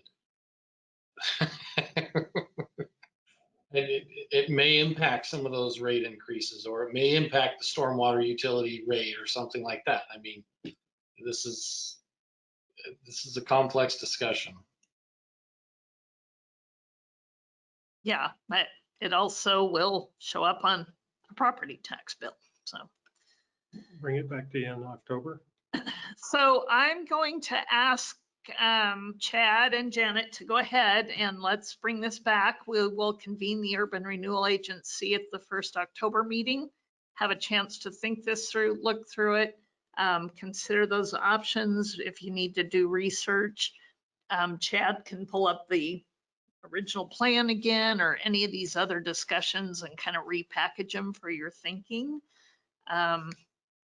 And we'll talk about it then. So the last agenda item was a resolution if we decided to move forward with this, but we do not need to do that at this point. So we will hold off on that as well. Can I just make a comment related to that? So Lane is the one who worked on the resolution specifically. It's creating kind of a findings as to the agency's ability to participate in that, because given some of the legal hoops that you have to jump through. We went through, and when I say we, I mean Lane went through that exercise of the ability of the agency to participate based upon when it was adopted and things like that.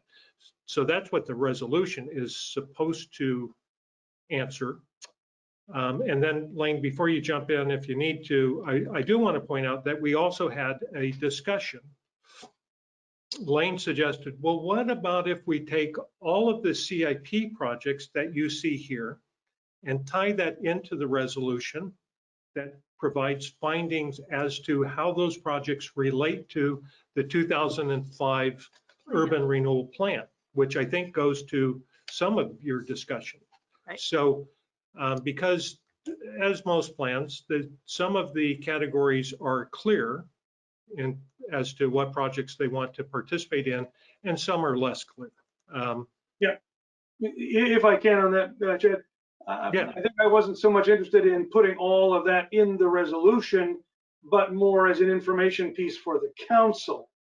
And understand, council, what you need to know is that these projects on the CIP either were identified as projects in the original plan and report, or they are consistent enough with the projects and the purpose of the plan as it was adopted that you don't need to go through a major or minor amendment process to approve them. And that's really what the resolution says, that either these projects that are on the CIP are in the plan, or they are of a piece with the plan in such a way that they don't fall in the criteria that trigger a major or minor amendment in order to approve. So you may not find all of these projects specifically identified in the plan, but the purpose of the resolution is to say that they are enough a part of the plan and the purpose and the scope of the plan that we don't have to come back and start with an amendment to the plan to do it. It also addresses certain findings at the City Hall that respond to specific issues in some 2019 legislation, clarifying that we have the authority to include a public building project in the original plan, and again, the plan doesn't have to be amended in order to do what you're proposing to do. That's the general purpose of the resolution. And I can go into that in more detail when we get to actually considering it, but it really is, as Chad said, it's a findings document that supports your ultimate decision to adopt the CIP. In hearing the conversation, that I'll probably want to have a footnote put on the skate park where it appears in the CIP, because that would require an amendment because it's not in the area. I think it's fine to have it in that CIP, but we'll want a footnote on the CIP that says this can't be actually undertaken until there is an amendment to include that area in the urban renewal agency. But otherwise, structurally, it's ready to go. Great. Yeah, I was just going to ask about that, how we would deal with that based on that footnote. So, all right, if everyone is okay to proceed that way, I would entertain a motion to adjourn the Urban Renewal Agency meeting and return to council. So moved. Thank you, Darren. And all in favor, please signify by saying aye. Aye. Aye. Opposed? Okay, thank you. We are adjourning this meeting of the Monmouth Urban Renewal Agency and returning to City Council. The only reason for that would have been if we had made any particular changes to the debt service agreement, the full faith and credit agreement, or if we had moved this forward and needed to act. But since we have done no changes, I'm checking with Lane and he will nod at me to say, he will show his thumb up to say that we have no further business before the council this evening, and I will entertain a motion to adjourn the city council meeting. Move to adjourn. Second. Thank you, Roxanne, and thank you, Chris, for the second. And we are all in favor, please signify by saying aye. Aye. Aye. We are adjourned. Thank you all for your patience with this process, and have a lovely night and pray for rain. Yeah, absolutely.